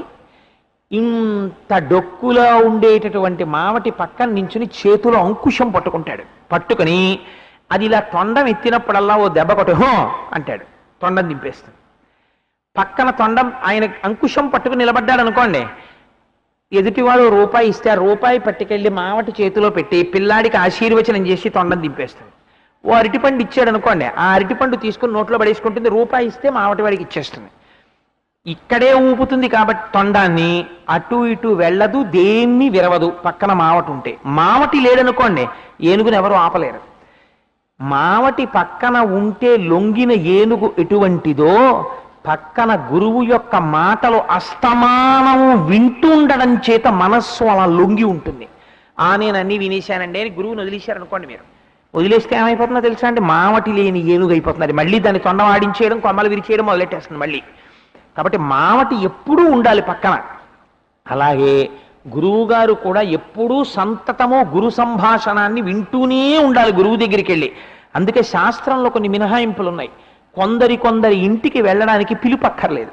గురువుగారి ఇంట్లో ఉత్సవం జరిగినా, తండ్రి గారి ఇంట్లో ఉత్సవం జరిగినా, రాజుగారి ఇంట్లో ఉత్సవం జరిగినా, సుహృత్ మంచి స్నేహితుడి ఇంట్లో ఉత్సవం జరిగినా ఈ నలుగురు పిలవలేదని వెళ్ళడం మానకూడదు, వెళ్ళి తీరాలి. ఎందుకో తెలుసా అండి, గురువుగారి ఇంటికి వెళ్ళకపోతే కృతజ్ఞుడమైపోతావు, వెళ్ళి తీరాలి. అందుకని నిరంతరము వెళ్ళాలి, గురువు పక్కన కూర్చోవాలి, గురువు మాటలు వింటూ ఉండాలి. కాబట్టి గురువు యొక్క స్థితి అంత గొప్పది పార్వతి అంటారు. ఇప్పుడు నన్ను సుబ్బారావు గారు అన్నారు, నువ్వు శ్రీ గురు చరిత్ర చెప్పు అన్నారు. మామూలుగా అంటే ఏమో నేను మొదలెట్టేద్దునేమో, ఏదో రామాయణం చెప్పు అన్నారు అనుకోండి, లేకపోతే సుందరకాండ చెప్పు అన్నారు అనుకోండి, ఈ పాటికి తతో రావణ నీతాయా సీతాయా శత్రుకర్షణ అని శ్లోకంలో గడిపోతాను హాయిగా. కానీ ఆయన అన్నారు శ్రీ గురు చరిత్ర అన్నారు. నన్ను శ్రీ గురు చరిత్ర చెప్పు అన్నారు. శ్రీ గురు చరిత్ర చెప్పు అంటే నేను ఎవరినో ఒక్కళ్ళని పట్టుకుని ఈయన గురువు అండి అని నేను ఎలా చెప్పనండి? ఎలా కుదురుతుంది చెప్తే? మిగిలిన వాళ్ళ పరిస్థితి ఏంటి? మిగిలిన వాళ్ళు గురువులు కారా అని మీరు నన్ను అడగరా? కాబట్టి గురువు అంటే నేను అందుకని ఇన్ని విషయాలు మీకు ప్రస్తావన చేయవలసి వచ్చింది. కాబట్టి ఎవరికి గురువు, ఎవరికి గురు చూపిస్తే వాడికి గురువు. ఇది చాలా చిత్రంగా ఉంటుంది. ఒకరికి రామకృష్ణ పరమహంస గురువు, ఒకరికి షిరిడి సాయిబాబా గారు గురువు, ఒకరికి వివేకానందుడు గురువు, ఒకరికి చెప్పులు కుట్టేవాడు గురువు, ఒకరికి పక్షి గురువు, ఒకడికి మనిషి గురువు, ఒకడికి తొండ గురువు, ఒకడికి పాము గురువు. దత్తాత్రేయుల వారికి 24 మంది గురువులు. మీరు విందురు గాని అదేమిటండి అలా ఎలా అవుతుందండి? అంటే ఒక్కొక్క దాని యందు నువ్వు ఒక్కొక్క గురి నేర్చుకున్నావు. గురిని ఎవరు కుదురుస్తున్నారో వాడికి గురువు అని పేరు. ఆ గురి కుదరలేదు నీకు, గురువు కారు. ఆ గురి కుదరాలి. గురి కుదరడం అంటే ఆయన యందు నీకు గురి కుదరడం కాదు, ఆయన యందు నీకు గురి కుదరడం అనేటటువంటిది చాలా తప్పు మాట. రమణ మహర్షి చాలా ఉద్రేకం చెందిన సంఘటన దీని ఎందే. నీకు గురి కుదరడం ఏమిటి గురువు యందు? అది చాలా తప్పు మాట. నీకు నాకు ఫలానా గురువు గారు అంటే గురెండి అన్నారు అనుకోండి, మీరు గురువు యొక్క శక్తిని నిర్ణయించగలిగిన స్థాయిలో ఉన్నానని మీరు అనుకున్నట్లు ఆ మాట మీరు అనకూడదు. వారి వలన నాకు గురి కుదిరిందండి అనాలి. నాకు బ్రహ్మం అనగానేమో ఈశ్వరారాధన అంటే ఏమిటో, భక్తి అంటే ఏమిటో నాకు అబ్బిందండి, నాకు తెలిసింది ఆయన మాటల వల్ల, అందుకని నాకు వారు గురువు అనాలి. అంతేకాని వారి యందు నాకు గురి కుదిరిందండి అనకూడదు. నా గురి ఈశ్వరుడు యందు కుదిరినది వారి మాట వల్ల, అందుకని గురువు. ఈ మాట చెప్పాలి. లేకపోతే ఏమైపోతుందో తెలుసండి, గురువుల యందు దోషాన్ని ఎంచడం ప్రారంభమైపోతుంది. ఇది రామకృష్ణ పరమహంస గొప్పవారా, రామకృష్ణ పరమహంస కన్నా రమణ మహర్షి గొప్పవారా, రమణ మహర్షి గొప్పవారా, చంద్రశేఖర పరమాచార్య స్వామి గొప్పవారా? ఇందులో నువ్వేమైపోతావంటే తెలియకుండా ఒక అయోమయంలో ప్రవేశిస్తావు. ప్రవేశించి ఒకరిని గొప్ప అని చెప్పడం కోసం ఇంకోరి దోషాన్ని విచారణ చేస్తావు. నీ సమర్థత ఏపాటి? ఇప్పుడు నువ్వేం చేస్తున్నావు? గురువుల మీద నువ్వు ఏదో చెప్పబోయి నువ్వే ఒక అగాధంలో పడిపోయి భయంకరమైన పాపాన్ని మూట కడుతున్నావు. గురువు ఎంత గొప్పవాడో గురువు వల్ల వచ్చే ప్రమాదం కూడా అంత గొప్పది. ఎందుకో తెలుసా అండి, నేను ఒక విషయాన్ని మీకు నిర్దాక్షిణ్యంగా చెప్తాను. సమర్థుడు కాని గురువు చేతిలో పడిన శిష్యుడి జన్మ నాశనం అయిపోతుంది. 1. 2, గురువు పొరపాట్న గురువు పట్ల నింద చేశారనుకోండి, ఏమైపోతుందో తెలుసా అండి, దాన్ని ఈశ్వరుడు కూడా ఇంకా తీయలేడు. గురువు పట్ల చేసినటువంటి నింద ఎంత దారుణమైపోతుందంటే కొన్ని కోట్ల జన్మల పాటు దాన్ని అనుభవించవలసినదే. దాని నుంచి తీయగలిగిన వాడు ఎవ్వరూ ఉండరు. అందుకే మనకి శాస్త్రంలో పెద్ద దోషాలు ఏవి అంటే 3 చెప్తారు. ఏమిటా 3 దోషాలు అంటే భగవదపచారము, భగవంతుడి పట్ల అపచారం చేయడం. ఎలా చేస్తావు అంటే, నేను సభాముఖంగా చెప్పచ్చో లేదో నాకు తెలియదు, కానీ కొంతమంది ఓ మాట అంటారు, మాకు బిడ్డలు కలగలేదండి అంటుంటారు. బిడ్డలు కలగకపోవడానికి ఆ ప్రతిబంధకం ఎక్కడొస్తుందో తెలుసా అండి? పూజ యందు, భగవద్ ఆరాధన యందు, దేవాలయముల యందు చేసినటువంటి దోషం కట్టి కుడిపి పిల్లలు కలగకుండా అడ్డుకుంటుంది ఒక్కొక్కసారి. మీకు నేను అలా ఎక్కడ కలిగిందో చూపిస్తాను రఘువంశ కావ్యంలో. కాబట్టి భగవదపచారము, దేవాలయానికి వెళ్ళి దేవుడికి వ్యతిరేకంగా మాట్లాడడం, దేవాలయానికి వెళ్ళి గోడల కానుకుని కూర్చోవడం, స్తంభాల కానుకుని కూర్చోవడం, దేవాలయాలకు వెళ్ళి భగవంతుడికో భక్తులకో పెద్దలకో వ్యతిరేకంగా మాట్లాడడం, ఇవి భగవదపచారాలు. తెలిసో తెలియకో మాట్లాడినంత మాత్రం చేత అపచారం అవుతుంది. కానీ మీరు ఇది తప్పు అని తెలుసుకుని క్షంతవ్యో మే పరాధ శివ శివ శంభో మహాదేవ శంభో అన్నారనుకోండి, అయ్యా నాకు తప్పు అయిపోయింది ఈశ్వరా, ఇవాళ నేను ఇలా చేశాను అన్నారనుకోండి, క్షమించేస్తాడు. రెండోది ఉంటుంది భాగవతపచారము. భగవంతుణ్ణి నమ్ముకున్న భక్తులు ఉంటారు, వాళ్ళ పట్ల మీరు అపచారం చేశారనుకోండి, భగవంతుడు క్షమించడు. మళ్ళీ ఎవరు క్షమించాలి? మళ్ళీ భాగవతులే క్షమించాలి, భక్తులు క్షమించాలి తప్ప భగవంతుడు వచ్చి జోక్యం చేసుకోడు. అంబరీషుడి విషయంలో ఏమైంది? దూర్వాసుణ్ణి, దుర్వాసో మహర్షిని శ్రీ మహావిష్ణువు రక్షించలేదు, వెళ్ళి అంబరీషుడి కాళ్ళ మీదే పడమన్నాడు. అందుకని భాగవతపచారము కట్టి కుడిపేస్తుంది. మూడోదేది అసహ్యాపచారము. ఇది ఎవ్వరూ చెయ్యకూడనటువంటి అపచారం. అసహ్యాపచారం అంటే ఏంటో తెలుసా అండి? గురువుల పట్ల చేసేటటువంటి అపచారం. అది ఒక జన్మ కాదు, కొన్ని కోట్ల జన్మలు పట్టుకు పీడిచ్చేస్తుంది. దీన్ని ఈశ్వరుడు కాదు కదా ఎవ్వరూ తీయలేరు. మళ్ళీ గురువులు అనుగ్రహిస్తే ఏమైనా తీరుతుందో తీరదో దాని గురించి నేనేమి వ్యాఖ్యానం చెయ్యను. అందుకని గురువు పట్ల మాత్రం ఎన్నడూ అపచారము చేయవద్దు అని శాస్త్రం హెచ్చరిక చేస్తుంది. అంత గురువుకి చేసిన ఉపకారం ఎంత గొప్పదో, గురువుకి చేసిన అపకారం కూడా అంత ప్రమాదకరమైంది. గురువు జోలికి వెళ్ళకూడదు ఎప్పుడు కూడా. అందుచేత అంత మహత్తరమైనటువంటి గురువు ఏ రూపంలో ఉంటాడు, ఎవరికి ఏ రూపంలో గురి కుదురుస్తున్నాడో ఆయన వారికి గురువు అయి ఉన్నాడు. ఈ గురువు ఎక్కడుంటాడు? గురువు అనేటటువంటి వాడు హఠాత్తుగా ఎక్కడి నుంచో ఊడిపడి భగవంతుడు ఆయన నుదిటి మీదో లేకపోతే ఆయనకి ఎక్కడో గురువు అని ముద్రేసి పంపిస్తాడా అంటే, గురువు అనబడేటటువంటి వాడు అలా మీకు ఎక్కడా కనపడడు. గురువు ఎక్కడ దొరుకుతాడు అంటే రమణ మహర్షి ఒక అద్భుతమైన మాట చెప్తారు. సాలగ్రామాలు ఎక్కడ దొరుకుతాయండి? మీరు రాళ్లల్లోనే సాలగ్రామం ఉంటుంది. రాళ్లల్లోనే ఉన్నటువంటి సాలగ్రామాన్ని పట్టుకోవడానికి రాళ్లన్నీ ఇలా ఇలా ఇలా ఇలా తీసేస్తే సాలగ్రామం దొరుకుతుంది.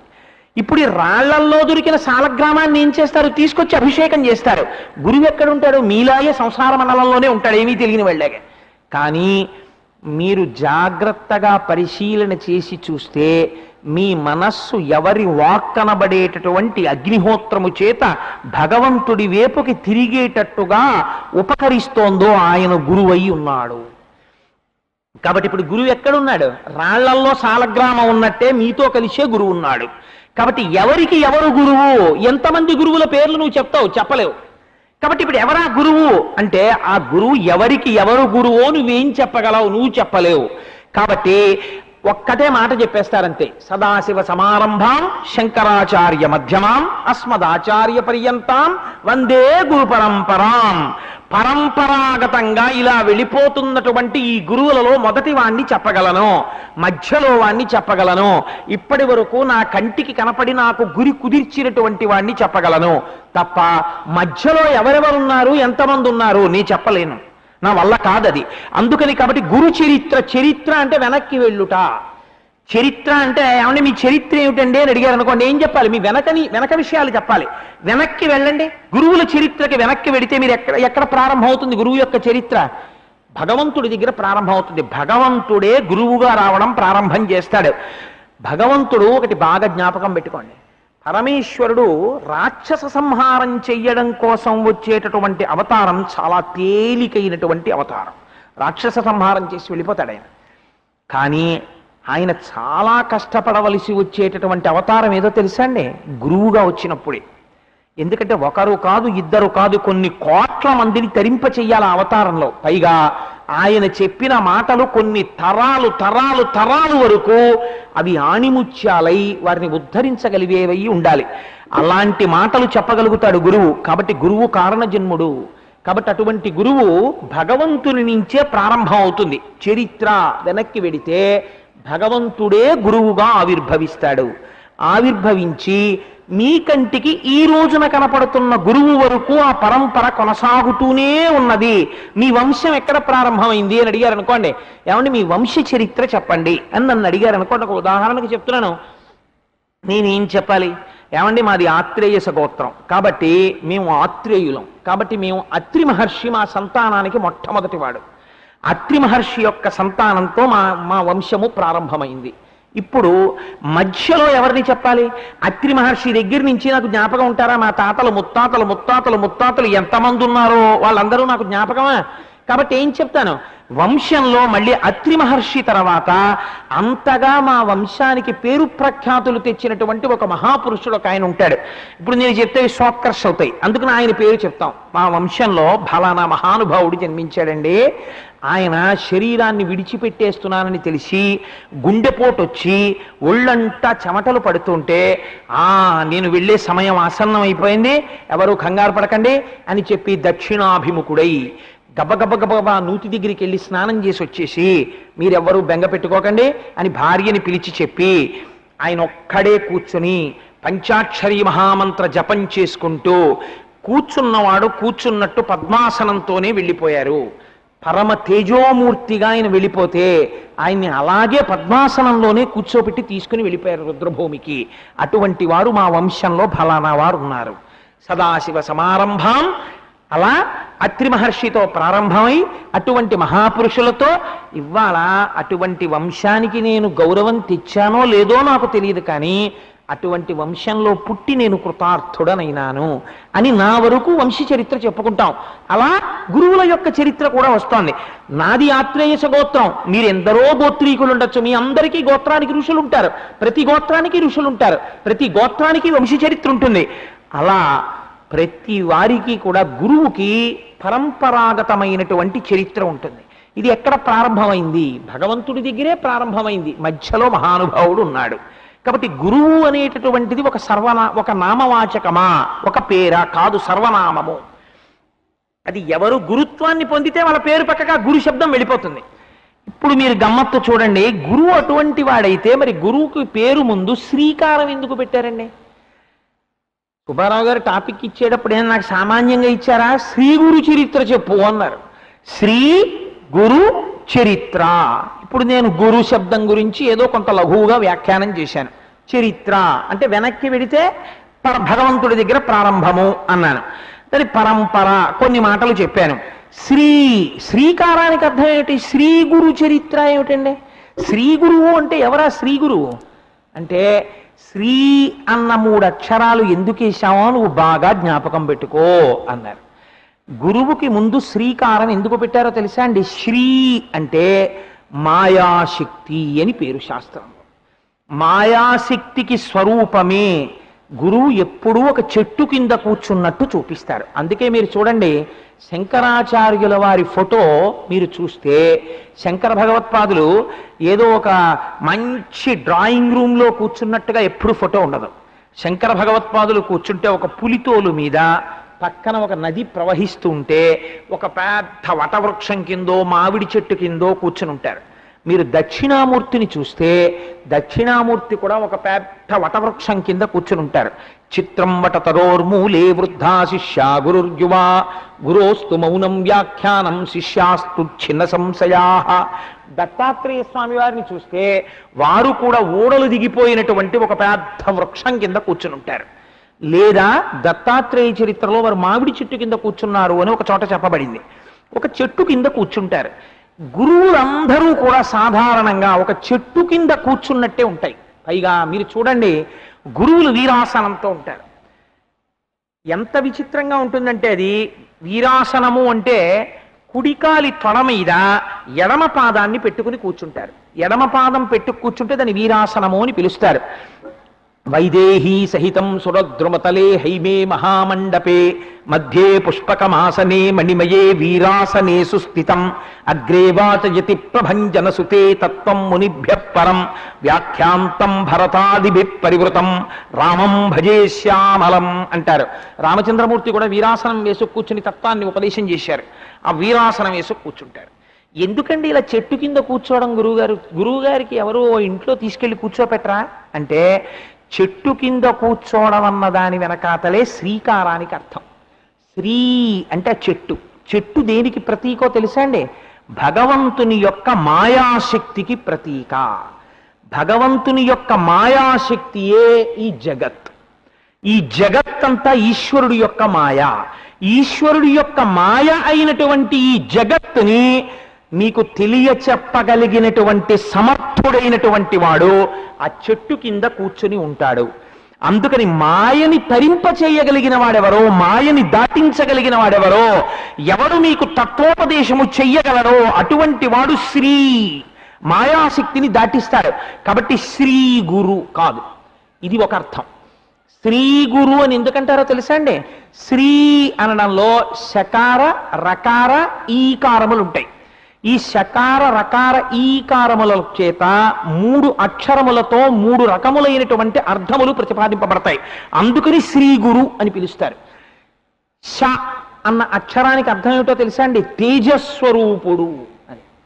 తేజస్వరూపుడు ఏమిటండి? అదేం మాట మీకు అనుమానం రావచ్చు. గురువు గారు చూడ్డానికి పైకి శరీరంతో కనపడుతుంటాడు, కానీ ఆయన లోపల ఎప్పుడు ఏం నమ్ముతాడో తెలుసా అండి? ఇది నేను కాదు, ఇది నానాఛిద్రఘటోదర స్థిత మహాదీప ప్రభాభాస్వరం జ్ఞానం యస్యతు చక్షురాదికరణ ద్వారా బహిస్పందతే. ఇక్కడ ఒక జ్యోతి వెలుగుతోంది, ఆ జ్యోతి నేను, ఈ శరీరము నేను కాదు అంటుంటాడు. ఇది పైకి దొరకదు, లోపల మాత్రం ఎప్పుడు ఆ జ్యోతిస్వరూపముతో అనుసంధానమై ఉంటాడు. ఈ శరీరము నేను కాదు అని లోపల భావన చేస్తుంటాడు. ఆ సత్యమునందు ప్రతిష్ఠితమై ఉంటాడు. ఇలా ఉన్నవాడెవరో ఆయన తేజస్వరూపుడు. ఇప్పుడు ఆయన తేజస్వరూపుడై ఉన్నాడు, మనకేమిటి ఉపయోగం దానివల్ల అంటే, తేజస్వరూపుడైనటువంటి గురువు తన శిష్యులకి చేసేటటువంటి ఉపకారం ఒకటి ఉంటుంది. అందుకని అలా కూర్చోబెట్టి ఫోటో ఇంట్లో పెట్టుకుంటారు. ఎందుకు గురువు యొక్క స్వరూపాన్ని అలా ఇంట్లో పెడతారో తెలుసా అండి? ఆ శ్రీ గురు శకారముతో ఉన్నాడు, తేజోరూపుడై ఉన్నాడు, పైకి అలా కనపడుతున్నాడు. 6 భుజాలతోటి ఏదో 4 కుక్కల్ని వెంటేసుకుని వెనకాల ఆవుని పెట్టుకుని జటాజూటం కట్టుకుని అందులోంచి తొంగి చూస్తున్న పావును దాన్ని పెట్టుకుని శంఖచక్ర గదా పద్మాలు పట్టుకుని త్రిశూలం పట్టుకుని కమండలం పట్టుకుని ఉన్నాడు. మళ్ళీ అలాగే ఉండడానికి ఒక రహస్యం ఉంది, అది తర్వాత చెప్తాను మీకు. దత్తాత్రేయుల వారు అయితే అలాగే ఉంటారు, మిగిలిన స్వరూపాలు మళ్ళీ ఇంకో రకంగా ఉంటాయి. ఇలా ఉండేటప్పుడు ఇలా కూర్చున్నటువంటి వాడు తేజస్వరూపుడై ఉన్నాడు అనుకోండి, మీకేమిటి కలిసి వస్తుంది దానివల్ల అని నేను అడిగాను అనుకోండి. తేజస్వరూపుడైనటువంటి వాడు మీకు చేసేటటువంటి మహోపకారం ఒకటి ఉన్నది. ఏమిటి చేస్తాడు అంటే, మీలో ఉండేటటువంటి కల్మషాన్ని కడిగేస్తాడు ఆయన, మీలో ఉండేటటువంటి దుఃఖాన్ని తీసేస్తాడు, మీకు జ్ఞానాన్ని ప్రసరింపచేస్తాడు. అది ఎలా చేస్తాడు అని మీకు అనుమానం రావచ్చు. నేను మీకు ఒక ఉదాహరణ చెప్పేటటువంటి ప్రయత్నం చేస్తాను. ఆయన ఎంత క్షమాబుద్ధితో ఉంటాడో. తన గురువు అనేటటువంటి వాడికి ఔదార్యం ఉండాలండి. గురువు ఒక ఎక్స్ట్రీమ్ ఎండ్, భగవత్తత్వాన్ని తెలుసుకుని ఆత్మస్వరూపిగా నిలబడిపోయాడు. ఈ కిందనున్న వాళ్ళందరూ ఎవరండి? పరమ అజ్ఞానంతో సంసార లంపటమునందున్నవారు. అటువంటి వాడు ఇటువంటి వాళ్ళని చూసి ఏమనాలి? ఇచ్చి ఏంట్రా వీళ్ళ అజ్ఞానంతో ఎప్పుడు ఈ సంసారంతో కొట్టుమిట్టాడుతుంటారు, దిక్కుమాల శరీరాలు పట్టుకుని నేనంటారు అనాలి. అలా అస్తమానం గురువు విసుక్కున్నాడు అనుకోండి, ఇంకా అసలు శిష్యులు గురువు దగ్గరికి ఎలా చేరుతారు నాకు చెప్పండి. గురువు ఔదార్యం అంటే ఏమిటో తెలుసా అండి? గురువు కిందకి దిగడము చేత ఔదార్యము. గురువు తన స్థితి వేరు. శిష్యులు అడిగేటటువంటి ప్రశ్నలకి అసహ్యం వేయాలి గురువు గారికి, కానీ అసహ్యించుకోడు. అసహ్యించుకోకుండా తను జవాబు చెప్తాడు. జవాబు చెప్పేటప్పుడు గురువులకు ఉండవలసినటువంటి ఒక గొప్ప లక్షణాన్ని చెప్తుంది శాస్త్రం. కేవల తత్వ ప్రతిపాదనమే మీరు చేశారనుకోండి, ఆ తత్వ ప్రతిపాదనము సభయందు అందరూ అందుకోలేరు. ఇందుచేత తత్వము చాలా కష్టం, అది అందుకోలేరు. కాబట్టి గురువుకున్న గొప్పతనం, గురువు కిందకి దిగడంలో ఉన్న గొప్పతనం. వ్యాసుడు చేతకాక కథలు చెప్పలేదు, లేకపోతే శుకుడు చేతకాక భాగవతంలో కథలు చెప్పలేదు, లేకపోతే శంకర భగవత్పాదులంతటి వారు చేతకాక ఉపమానాలు చెప్పలేదు, రామకృష్ణ పరమహంస చేతకాక చిన్న కథలు చెప్పలేదు. ఎందుకు చెప్తారో తెలుసా అండి? మందుని మందుగా వేస్తే పుచ్చుకోవడానికి ఇష్టపడడు. అందుకని దాంట్లో కొంచెం తీపితనం కలిపారనుకోండి, వాడు పుచ్చుకోవడానికి బాగుందని పుచ్చుకుంటాడు, దగ్గుతుంది. అందుకని ఇచ్చేటటువంటి గురువు చిన్న కథ చెప్పి కథ ముందు పట్టుకుంటుంది మనస్సుని. ఈ తర్వాత అందులో ఉన్నటువంటి మహత్తరమైన విషయాన్ని చెప్పారనుకోండి, మీ మనస్సు తత్వాన్ని పట్టుకుని ఉండడం కష్టం, కథని తొందరగా పట్టుకుంటుంది. ఎందుకంటే దాని మనస్సు స్థాయి అంతే.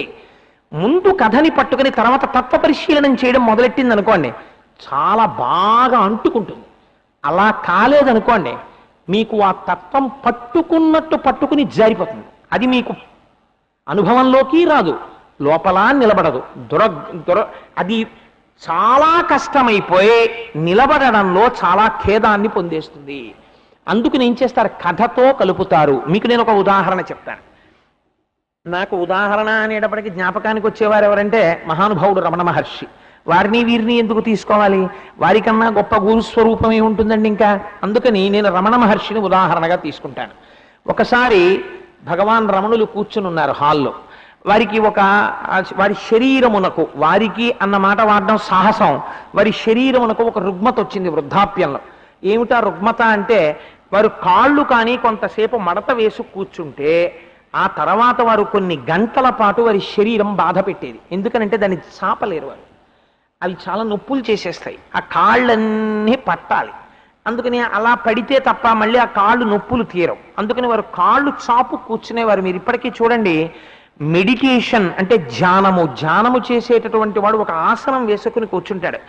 రమణ మహర్షి ఆశ్రమంలో అరుణాచలంలో మెడిటేషన్ హాల్లో సోఫాలో కాళ్ళు చాపుకి కూర్చున్న రమణ మహర్షి ఫోటో ఉంటుంది. మెడిటేషన్ చేశామంటారు. అసలు అలా ఆయన ఎలా కూర్చుంటే అది మెడిటేషన్ హాల్ అయిందని అడగగలిగిన వాడు ఎవడున్నాడో వాడికి మెడిటేషన్ స్టార్ట్ అయినట్టు. ఎందువల్ల మరి కాళ్ళు చాపు కూర్చోవడం ఏమిటండి అంటే, ఆయన ఒకసారి అలా కాళ్ళు చాపు కూర్చుని ఉంటే ఎక్కడి నుంచో ఒక ఫారినర్ ఒక ఆవిడ వచ్చింది, ఒక విదేశస్తురాలు. ఆవిడ ఏదో కొంచెం బిగుతుగా ఉండే దుస్తులు వేసుకుని వచ్చింది. ఆవిడికి కాళ్ళు రెండు దగ్గర పెట్టుకుని పద్మాసనమో లేకపోతే బాసుం పెట్టేలాగా వేసి కూర్చోవడం ఆవిడికి తెలియదు. పాపం తెలియక ఆవిడ కాళ్ళు రమణ మహర్షి వైపుకి చాపి కూర్చుంటే ఆశ్రమంలో ఉండేటటువంటి అంత్యవాసులు కొంతమంది ఉన్నారు. ఆయన చూసి, అయ్యో అలా భగవాన్ వైపు కాళ్ళు చాపేమిటమ్మా, అలా కాళ్ళు చాపకూడదు, భగవాన్ వైపు కాళ్ళు ముడుచుకో అన్నారు.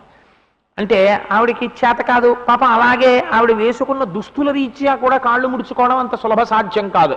అయినా ఆవిడ ఏదో క్లేశపడి కాళ్ళు ముడుచుకుంటుంటే రమణ మహర్షి అన్నారు, అయ్యో వారిని ఎందుకు అలా ఇబ్బంది పెడతారు, ఇప్పుడు ఏమైంది నా వైపు కాళ్ళు చాపితే, వారిని అలా చాపుకోనివ్వండి అన్నారు. వాళ్ళు వినలేదు ఆశ్రమంలో. వాళ్ళు కీలిరిగి వాత పెట్టడం అంటే గురువుకు ఉండేటటువంటి లక్షణం.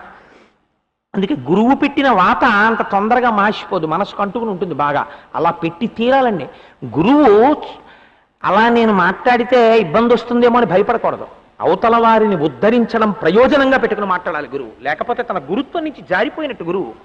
కాబట్టి ఆ స్థాయికి ఆవిడ మాట్లాడారు, వెళ్ళిపోయారు. వెళ్ళిపోయిన తర్వాత మరునాడు రమణ మహర్షి కాళ్ళు చాపు కూర్చుని ఉంటే ఆయనకి తెలుసు రమణ మహర్షి కాళ్ళు ముడుచు కూర్చోలేరని. ఈ అంతేవాసిని నన్ను ఎవరైతే విదేశస్తురాల్ని కాళ్ళు ముడుచుకోమన్నాడో ఆయన మళ్ళీ లోపలికి వస్తున్నాడు.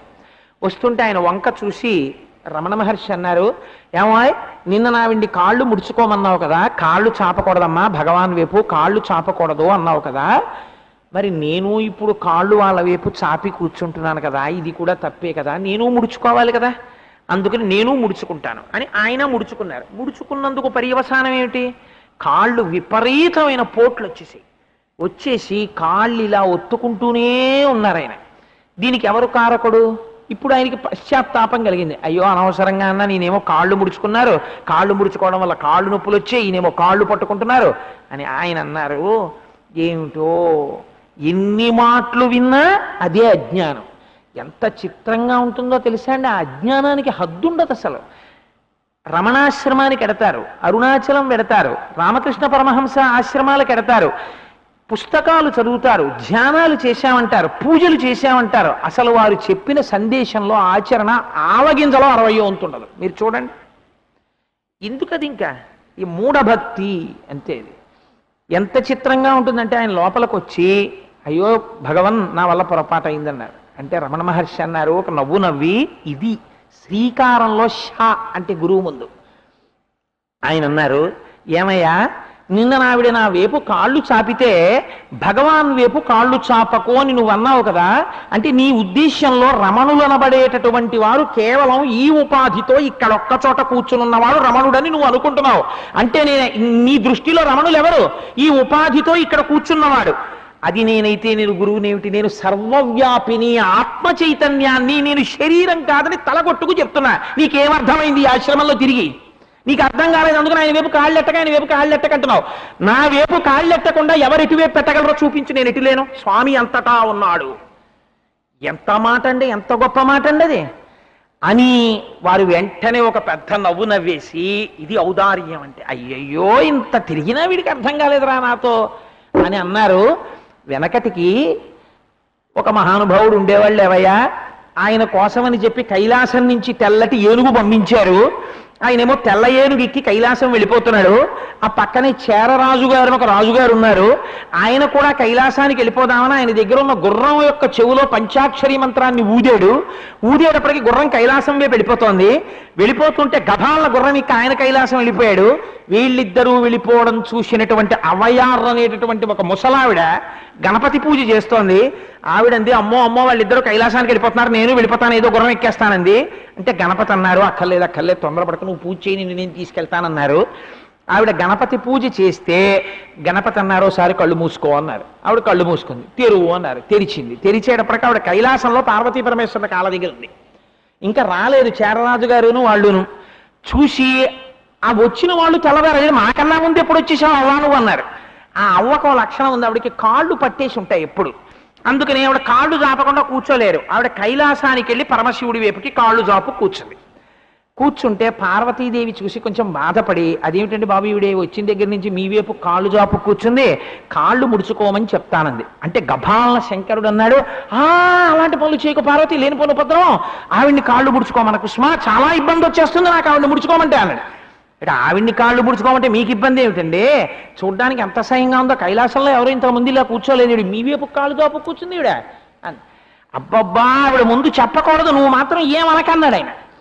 ఊరుకుంది అప్పటికి. కానీ మనసు పరితపించిపోతుంది. ఏమిటి మా ఆయన జగద్గురువు, ఆయన వైపు కాళ్ళు దాపు కూర్చుంటే ముసిలేవిడ అని కాసేపు ఆగలా చెలికెత్తే వెళ్ళిపోతుంది. ఆవిడని పిలిచి, నన్ను చెప్పొద్దు అంటున్నారు కానీ ఆవిడ దగ్గరికి వెళ్ళి కాళ్ళు ముడుచుకోమని చెప్పింది.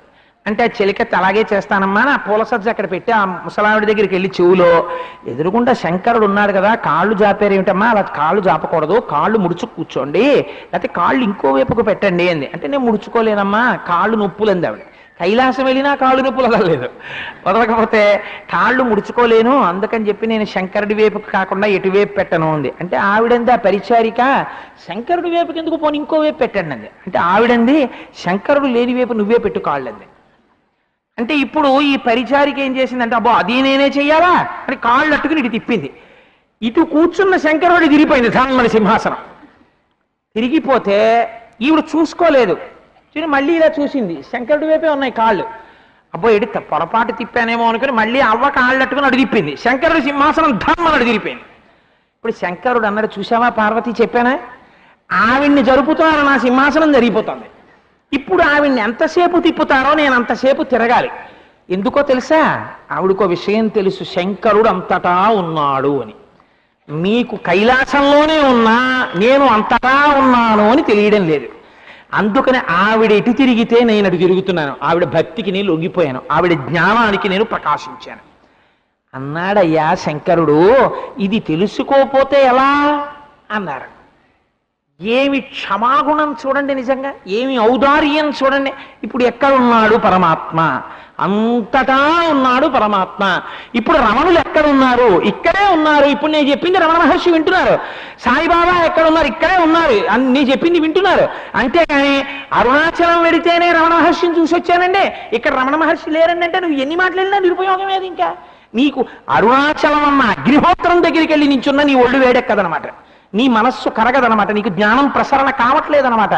కాబట్టి శ్రీ గురు అండంలో ష అన్న అక్షరం దేన్ని ప్రతిపాదిస్తుంది? యువతల వారిలో ఉన్నటువంటి కల్మషములను కడగగలిగినటువంటి స్థితి గురువు ఎందుంటుంది.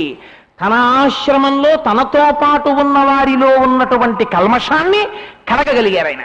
అందుకని తేజకారకుడై శకారము చేత అవతల వారిలో ఉన్న కల్మషములను తన మాటలతో చిన్ని కథల రూపంలో చెప్పి ఆయా సందర్భములలో ఏర్పడినటువంటి అజ్ఞానమును తొలగతోయగలిగినటువంటి సమర్థుడు ఎవరున్నాడో ఆయన గురువు. అందుకని పక్కన శ్రీకారములో శకారము చేరినది.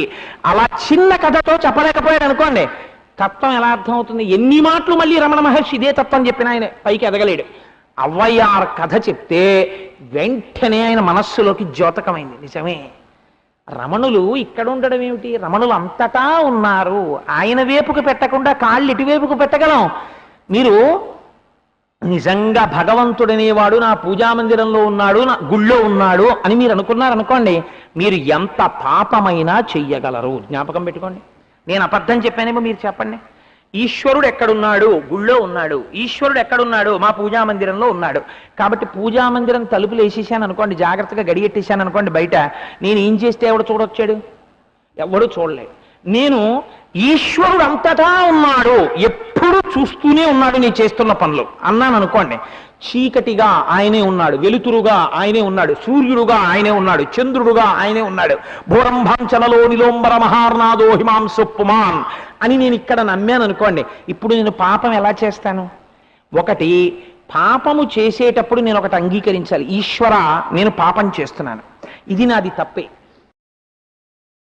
నువ్వు చూస్తూ ఉండగా నేను ఈ పాపకర్మ చేస్తున్నాను అంటే నేను ఎంత లంపటత్వమునకు గురైపోయానో చూడు. అంటే ఇంకా నన్ను నేను ఉద్ధరించుకోగలిగిన స్థితి లేదు, నువ్వు చూస్తున్నా చేసేస్తున్నానంటే. కాబట్టి ఇప్పుడు ఎవరు ఉద్ధరించాలి? నన్ను నువ్వే ఉద్ధరించాలి. ఈ పాపము నుంచి నన్ను పైకెత్తు. ఇప్పుడు మీకు తెలియకుండా మీరు శరణాగతిలోకి వెళ్ళిపోయారు. పూజా మందిరంలో ఉండదండి, ఇక్కడ ఉంటుంది పూజ అన్నది. ప్రతి పాపము చేసేటప్పుడు పూజ నడుస్తుంది, శరణాగతి.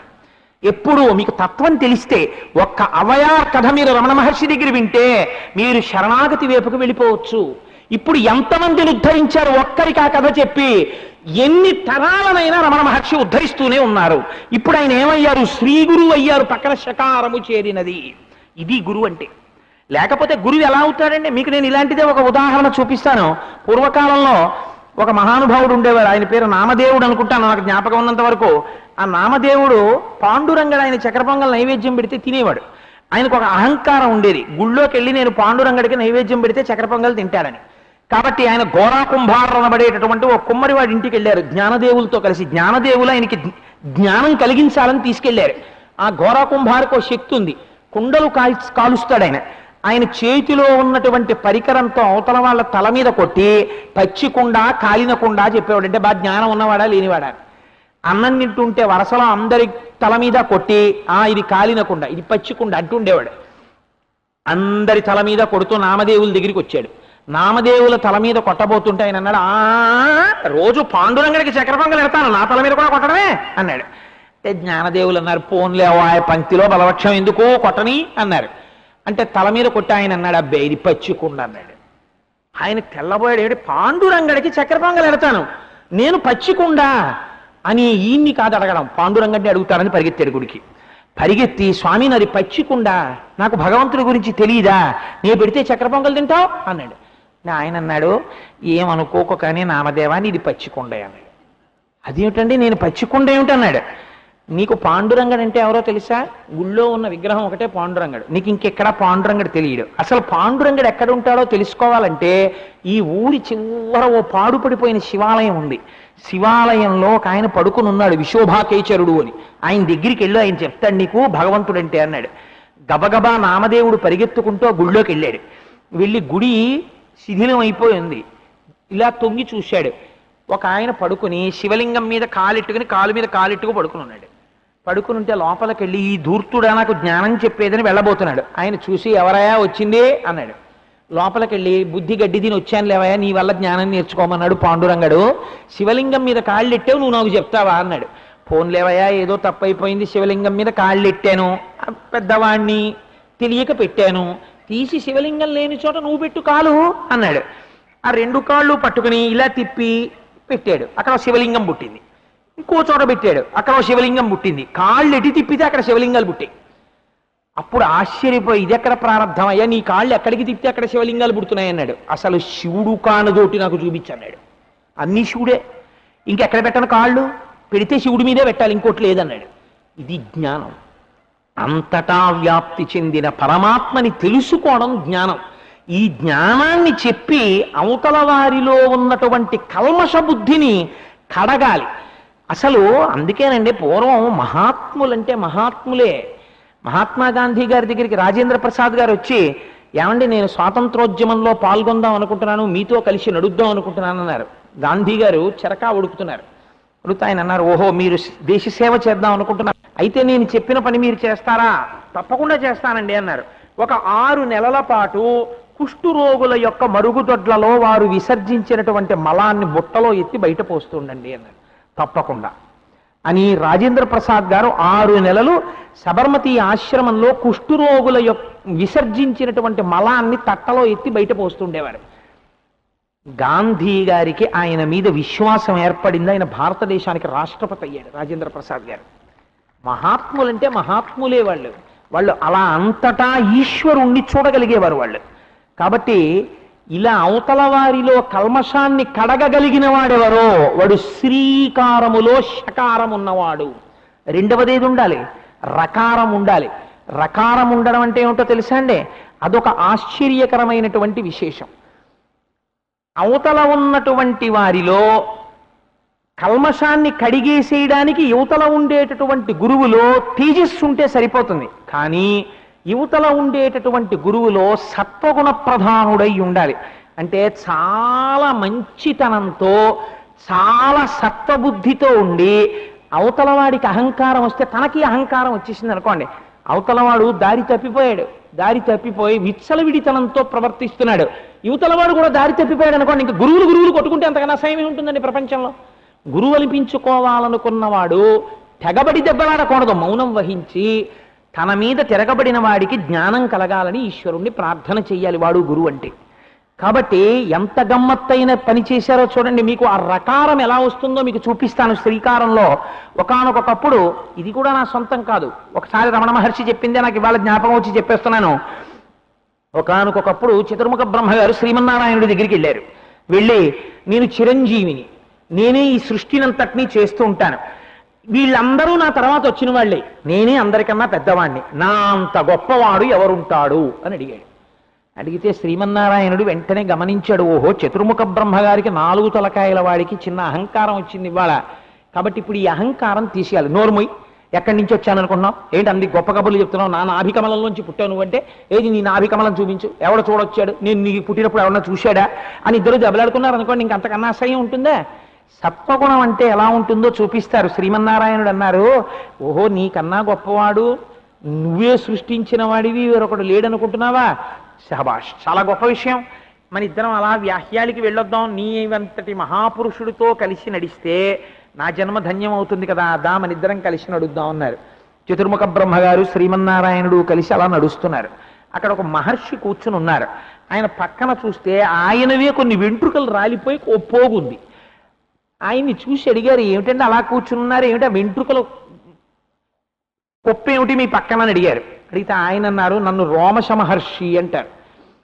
ఈ యుగాలు కొన్ని సంవత్సరాలు అయిపోతే ఆ సంవత్సరాలన్నీ చతుర్ముఖ బ్రహ్మగారికి ఒక కనురెప్ప పాటు లేదా ఒక రోజు, ఇలా కొన్ని కల్పాలు అయిపోతే ఒక్కొక్క బ్రహ్మగారి ఆయుర్దాయం అయిపోతుంటుంది. ఒక్కొక్క చతుర్ముఖ బ్రహ్మగారు పడిపోతే నా శరీరంలోంచి ఒక వెంట్రుక పడిపోతూ ఉంటుంది. ఈ పడిపోయిన వెంట్రుకలు ఎన్నున్నాయో ఇప్పటికంతమంది బ్రహ్మలు పడిపోయారు, అది గుర్తు అన్నాడు. బ్రహ్మగారు చూసి తెల్లబోయి, అంటే ఈ వెంట్రుకలకు పెంతుందో అంతమంది నాకన్నా ముందు బ్రహ్మలు పడిపోయారా? వీటన్నింటికీ సాక్షిగా ఈయన ఉన్నాడా? ఇంకా ఇన్ని వెంట్రుకలు ఉన్నాయా ఈయన ఒంటి మీద? అంటే ఇంకా ఎంతమంది వెళ్ళిపోతారో, ఇప్పుడు పడిపోయే వెంట్రుక నేననమాట అనుకున్నాడు. అనుకుని ఇప్పుడు ఎవరు చెప్పారు ఈ విషయం? నారాయణుడు చెప్పలేదు, రోమశ మహర్షి చెప్పారు. ఆయన వంక నారాయణుడు వంక చూసి కొంచెం ముఖం దించుకుని, ఏమిటో ఇందాక చాలా చిరంజీవిని అన్నాను, నేను సృష్టించాను అన్నాను, ఏమిటో ఈయన దగ్గరికి తీసుకొచ్చాడు ఏమిటో, నా పదండి వెళ్ళిపోదాం ఇక్కడి నుంచి అన్నాడు. అయ్యో తప్పకుండా పదండి, ఏమనలేదు నారాయణుడు. బాగా దిగాలి అహంకారం.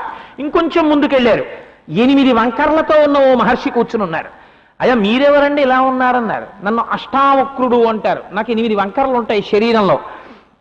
నా వంకర్లన్నీ ఎప్పుడు పోతాయో తెలుసా? రోమశ మహర్షి అని ఒక ఆయన ఉన్నాడు, ఆ వెనకాతల కొంత దూరంలో. ఒక్కొక్క బ్రహ్మ పడిపోతే ఆయన ఒంట్లోంచి ఒక్కొక్క వెంట్రుక పడిపోతుంది. అలాంటి రోమశ మహర్షి ఒంటి మీద ఉన్న వెంట్రుకలన్నీ రాలిపోయి ఒక రోమశ మహర్షి పడిపోతే నా ఒంట్లో ఉన్న ఒక వంకర పోతుంది. అలా 80 రోమశ మహర్షులు పోతే నా 8 వంకరలు పోతాయి. ఇప్పటికో వంకర పోలేదన్నాడు ఆయన. అంటే ఇప్పుడు బ్రహ్మగారు చూసి, అమ్మ నాయనో నారాయణ ఇంటికి వెళ్ళిపోదాం అన్నాడు. అన్నాడు ఆయన. ఇప్పుడు నాకు తెలిసి వచ్చింది, నీ అన్న అంత సృష్టికర్తని, నా అంత గొప్పవాడు, నేనేదో ఇవన్నీ సృష్టించడం, నేను పెద్దవాణ్ణి, ఈ అహంకారం అంతా అణిగిపోయింది. ఇప్పుడు నేనెవరో నాకు తెలిసి వచ్చింది, నేను ఎంత అల్పున్నో తెలిసి వచ్చింది, ఎంత విర్రవీగానో తెలిసి వచ్చింది. ఎంత చక్కగా పాఠం చెప్పావా నోరు విప్పకుండా, రా ఇంటికి వెళ్ళిపోదాం అన్నారు. ఇప్పుడు ఇది ఏమవుతుంది? ఇది రకారం అవుతుంది. ఇది రకారం అవడం అంటే ఏమిటో తెలుసా అండి? అవతల వారు వ్యగ్రతతో ప్రవర్తించినా తాను పరమ ప్రశాంత చిత్తుడై, సరే వారికి వ్యగ్రతతో ఉన్నప్పుడు వారి జోలి మనకెందుకు, వారి ఈశ్వరానుగ్రహంతో ఒకనాడు ప్రశాంతతతో మనం అటువంటి వ్యగ్రత కలిగిన వారము కామని వారికి తెలిస్తే అదే ఈశ్వరుడు చేసే ఉపకారము. అటువంటి బుద్ధి వారికి కల్పించు పరమేశ్వర అని ప్రార్థన చేసి తప్పుకున్నవాడెవడో వాడు పక్కన రకారమును గెలుచుకున్నవాడు. అలా కాకపోతే పడిపోతాడు, రకారం పోతుంది. కాబట్టి ఇప్పుడు శ్రీ సుబ్బారావు గారు చెప్పడం అంటే చెప్పేశారండి. శ్రీ గురు చరిత్ర చెప్పని ఒక అక్షరం వెనకాతల ఇన్ని విషయాలు నిక్షేపించారు పెద్దలు. ష, ఆ ష వెనకాతల కల్మషం గడగాలి గురువు. రా, ఆ రకారము చేత అవతల వారిలో ఉన్నటువంటి అహంకారమును మన్నించి పసిపిల్లవాడ్రా అని పిల్లవాడు తన కాలితో తన్నినా పట్టించుకోని వేద పండితుళ్ళ కొడుకుని మన్నించినట్టు మన్నించి కొడుకుని ఉద్ధరించగలగాలి. ఉద్ధరించినట్టుగా లోకాన్ని ఎవరు ఉద్ధరించగలడో అటువంటి వాడు రకారము పక్కన చేరిన గురువు. ఇప్పుడు మూడవది ఉంటుంది ఇదో గమ్మత్తు. ఇది చాలా ఆశ్చర్యకరమైన విషయం. ఇప్పుడు ఏమవుతుందో తెలుసా అండి? ఈకారం కూడా చేరి పక్కన శ్రీకారం చేరాలంటే గురువుకి ఈ ఈకారము చేత తాను పరబ్రహ్మమును నమ్మి చేసినటువంటి సేవనము చేత తనకు కలిగినటువంటి సిద్ధులను కేవలము వాయుసపిష్టము అంటారంటే కాకి రెట్టేస్తుంది చొక్కా మీద వేస్తే, బా ఎంత బాగుందో అండి, తెల్లటి చొక్కా మీద భలే వేసింది, గుండ్రంగా మచ్చ, చాలా బాగుందో, నా రెట్టట్టే పెట్టుకుంటాడు ఎవడైనా, వెళ్ళి నీళ్లతో కడిగేస్తాడు వెంటనే. అలా భగవంతుణ్ణి ఆరాధన చేయగా చేయగా, ధ్యానము చేయగా చేయగా వారికి కొన్ని సిద్ధులు వస్తాయి. వారు మాట అన్నారనుకోండి, అది నిజమైపోతుంది. సత్యము వాడు పలకడం కాదు, వాడు పలికినది సత్యమైపోతూ ఉంటుంది. వాడి నోటి వెంట మాట వచ్చిందనుకోండి, అది వెంటనే నిజమవుతుంది. అందుకే వారు ఆశీర్వచనం దీర్ఘాయుష్మాన్ భవ అన్నాడు అనుకోండి, అవతల వారికి అల్పాయుర్దాయం ఉన్న దీర్ఘాయుర్దాయం అయిపోతుంది. ఎందుకంటే ఆయన తపశ్శక్తి అటువంటిది, ఆయనకున్న భక్తి అటువంటిది. కాబట్టి ఇప్పుడు ఏమవుతోంది అంటే వారికి సిద్ధులు వస్తాయి. వారు ఇక్కడే ఉంటారు కానీ ఆకాశగమనం చేయగలరు, ఆకాశంలో వెళ్ళిపోతారు. శంకర భగవత్పాదాచార్యుల వారు ఆ మండల మిశ్రుడు తద్దినం పెడుతున్నాడు తండ్రికి. తద్దినం పెడుతూ ఎవ్వరూ చూడకూడదని తలుపులు వేసేసాడు. వేసేస్తే శంకర భగవత్పాదాచార్యుల వారు ఆకాశ మార్గంలో వచ్చేసారు. వచ్చేసి మండల మిశ్రుడు తద్దినం పెడుతున్నటువంటి గదిలోకి కిందకి దిగిపోయారు, పైన స్లాబ్లోంచి. అలా ఎలా దిగిపోతారండి అంటే ఎవరు మూలాధార చక్రాన్ని గెలిచేశారో, కుండలిని శక్తిలో షట్చక్ర భేదనంలో మూలాధారాన్ని గెలుస్తారో వాళ్ళని పంచభూతాల్లో పృథివీ ఆపలేదు. ఇంకా వాళ్ళు ఆ గోడలలోంచి కర్రల్లోంచి వాళ్ళు వెళ్ళిపోతారు. ఆ వెళ్ళిపోగలిగిన శక్తి మూలాధార భేదనం వల్ల వస్తుంది. కానీ అలాంటి ప్రయోగాలు కానీ ప్రయత్నాలు కానీ చేయకూడదు, గురువు పక్క నుండి చేయించాలి. ఏదో పొరపాటున నేను అన్నాను ఇవాళ సభలో. కాబట్టి అలా శంకర భగవత్పాదులు పైనుంచి కిందకి దిగగలిగారు. అది యోగ విద్య, అది అందరూ చెయ్యలేరు. మనం చెయ్యలేం కాబట్టి అసత్యంగా కనపడుతుంది. కానీ ఆ యోగ విద్య తెలుసున్న వాడు చెయ్యగలరు, అలా వెళ్ళగలరు వాళ్ళు. కాబట్టి ఇప్పుడు ఏమైంది, వాళ్ళకి అష్టసిద్ధులు వస్తాయి. అనిమా గరిమా లఘిమా మహిమ ఇలాంటివి. కానీ ఈ అష్టసిద్ధులు వచ్చాయనుకోండి, ఏదో ఒక సిద్ధి దగ్గర స్టకప్ అయ్యాడు అనుకోండి, ఏదో ఒక సిద్ధి, ఏదో సృష్టించగలడు, లేకపోతే ఏదో చేయగలడు. ఇది వచ్చింది కదా అని అవతల వాళ్ళకి ఉపకారాలు చెయ్యడం మొదలుపెట్టాడు అనుకోండి, ఎక్కడేం జరుగుతుందో తెలుసుకుంటూ ఉండడం, లేకపోతే ఎవరికో ఏదో ఇక్కడుండి అక్కడ ఉపకారాలు చేయడం, ఇలాంటివి ప్రారంభం చేశాడు అనుకోండి, తుదకు ఏమైపోతుందో తెలుసా అండి, తన శరీరమే అలాంటి ఇబ్బందుల వలనే పడగొట్టవలసిన పరిస్థితి వచ్చేస్తుంది. ఎందుకంటే తాను అల్లుకున్నటువంటి గూటిలో తాను చిక్కుకుపోతాడు. సిద్ధులు శాపమై కూర్చుంటాయి, సిద్ధులు ప్రదర్శన చేయరాదు. అందుకే ఎప్పుడు మహాత్ములైన వాళ్ళు సిద్ధుల జోలికి వెళ్ళరు, అసలు బహిరంగ వేదికల మీద అసలు చేయరు ప్రదర్శనలు. కానీ అందుకే ఒక గొప్ప మాట ఉందండి, సురేశ్వరాచార్యులు వారిని వార్తికం రాశారు శంకర భగవత్పాదుల యొక్క దక్షిణామూర్తి స్తోత్రానికి.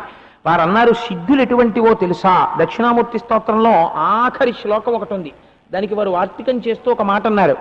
ఒక భర్తకి ఒక భార్య మంచి చలికాలం, అయ్యా నాకు కాస్త ఉప్మా చేసి పెట్టవే, చాలా ఆకలిగా ఉంది అన్నాడు భర్త. ఆవిడ పొయ్యి దగ్గరికి వెళ్ళి మూకుడు పెట్టి ఉప్మా చేస్తోంది. ఆ ఉప్మా చేస్తున్నప్పుడు అగ్నిహోత్రంలోంచి సెగ తగిలి చక్కగా ఉంది ఆవిడికి. మరి ఎంత బాగుందో అడిగాడు కానీ ఉప్మా హాయిగా పొయ్యి దగ్గర నిలబడి ఉప్మా చేస్తుంటే చక్కగా ఉంది, హాయిగా పొయ్యి సెగ తగులుతూ అని. ఉప్మా తయారైపోయిన తర్వాత కూడా ఆవిడ సెగ కోసమే నించుంది అనుకోండి, ఉప్మా మాడి మసి అయిపోతుంది, భర్తగా పెట్టడానికి బొగ్గులు మిగులుతాయి. ఎప్పటి వరకు మాత్రమే వేడి? ఉప్మా కోసం వేడి. ఉప్మా తయారైపోతే ఆ వేడితో సంబంధం లేదు, పొయ్యి ఆర్పేస్తున్నాడు. సిద్ధులు అన్నవి ఆత్మ సందర్శనం కోసం నడిచి వెళ్ళిపోవాలి తప్ప సిద్ధులకి కట్టుబడిపోయాడు అనుకోండి అక్కడే ఆగిపోతాడంతే, సిద్ధిని పొందలేడు. ఒక రమణ మహర్షిల జ్యోతిస్వరూపమై వెళ్ళిపోలేడు. ఎందుకని? సిద్ధులకి కట్టుబడిపోయాడు, సిద్ధుల ప్రదర్శనం చేశాడు, దానికే మళ్ళీ శరీరాన్ని పణం పెట్టవలసి వస్తుంది. మహాత్ములు చూపించారు కూడా, అందుకే చేయకూడదు తర్వాత తరాల వాళ్ళకి చూపించడానికి.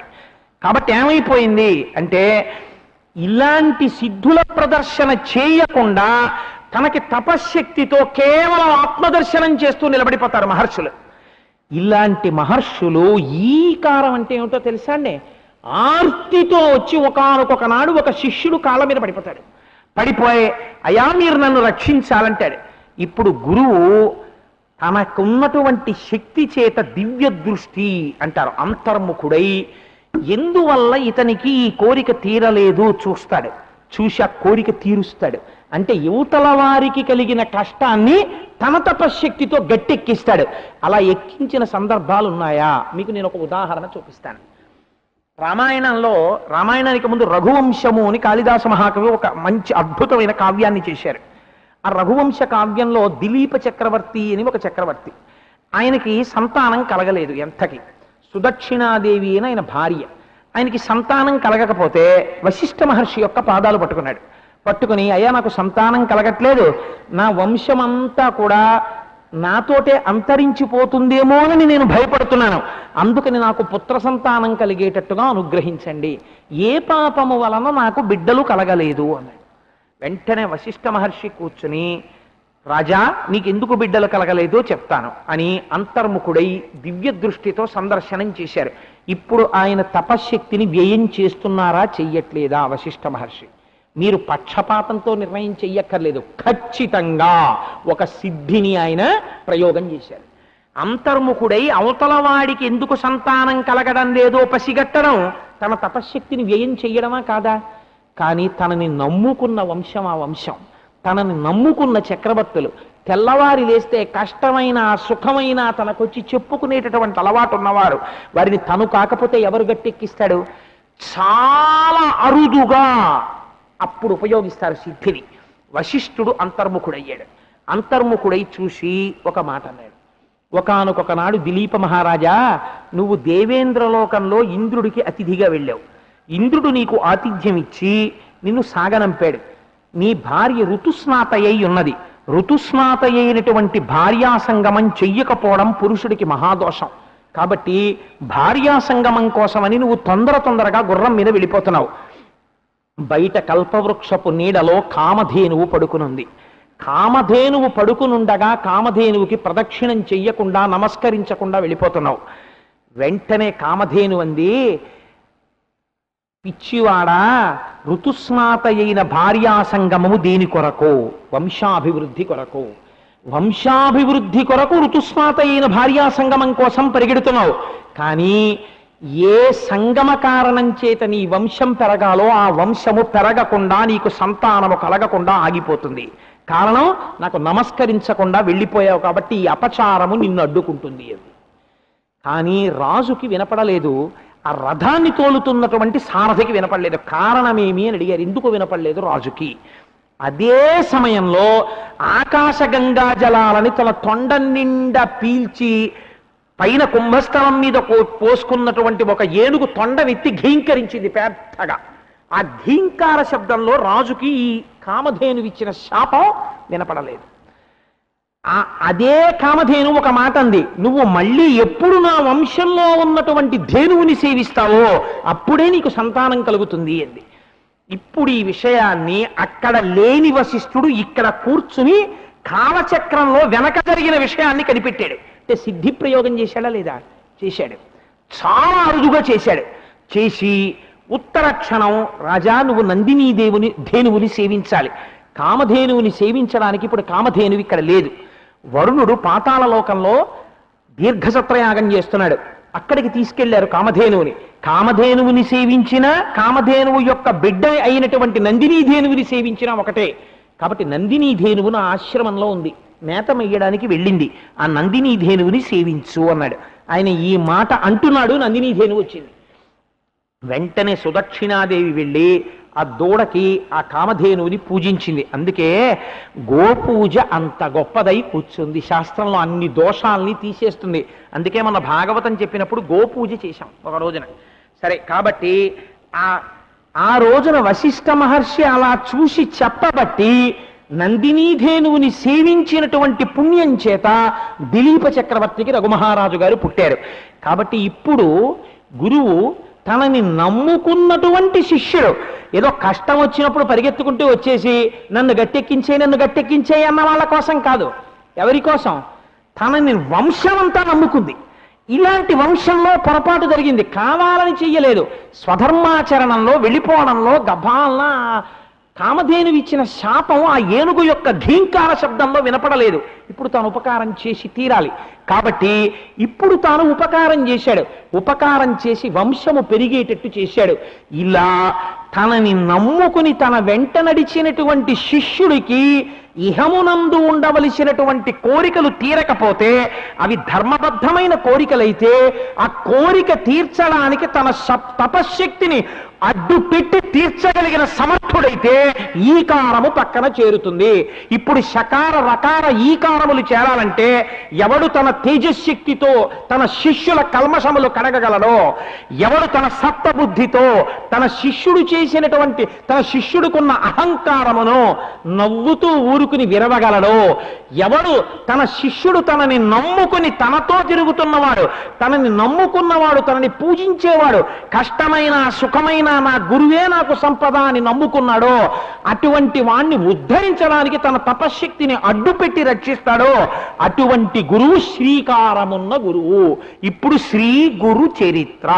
ఇప్పుడు కాబట్టి శ్రీ ఈ శకార రకార ఈకారముల చేత పక్కన ముందు ఉండి ఈ మూడక్షరముల చేత సమర్థింపబడుతూ ఉన్న గురువు ఎవరున్నారో అటువంటి వారి గురించి మేము మాట్లాడుతున్నాం.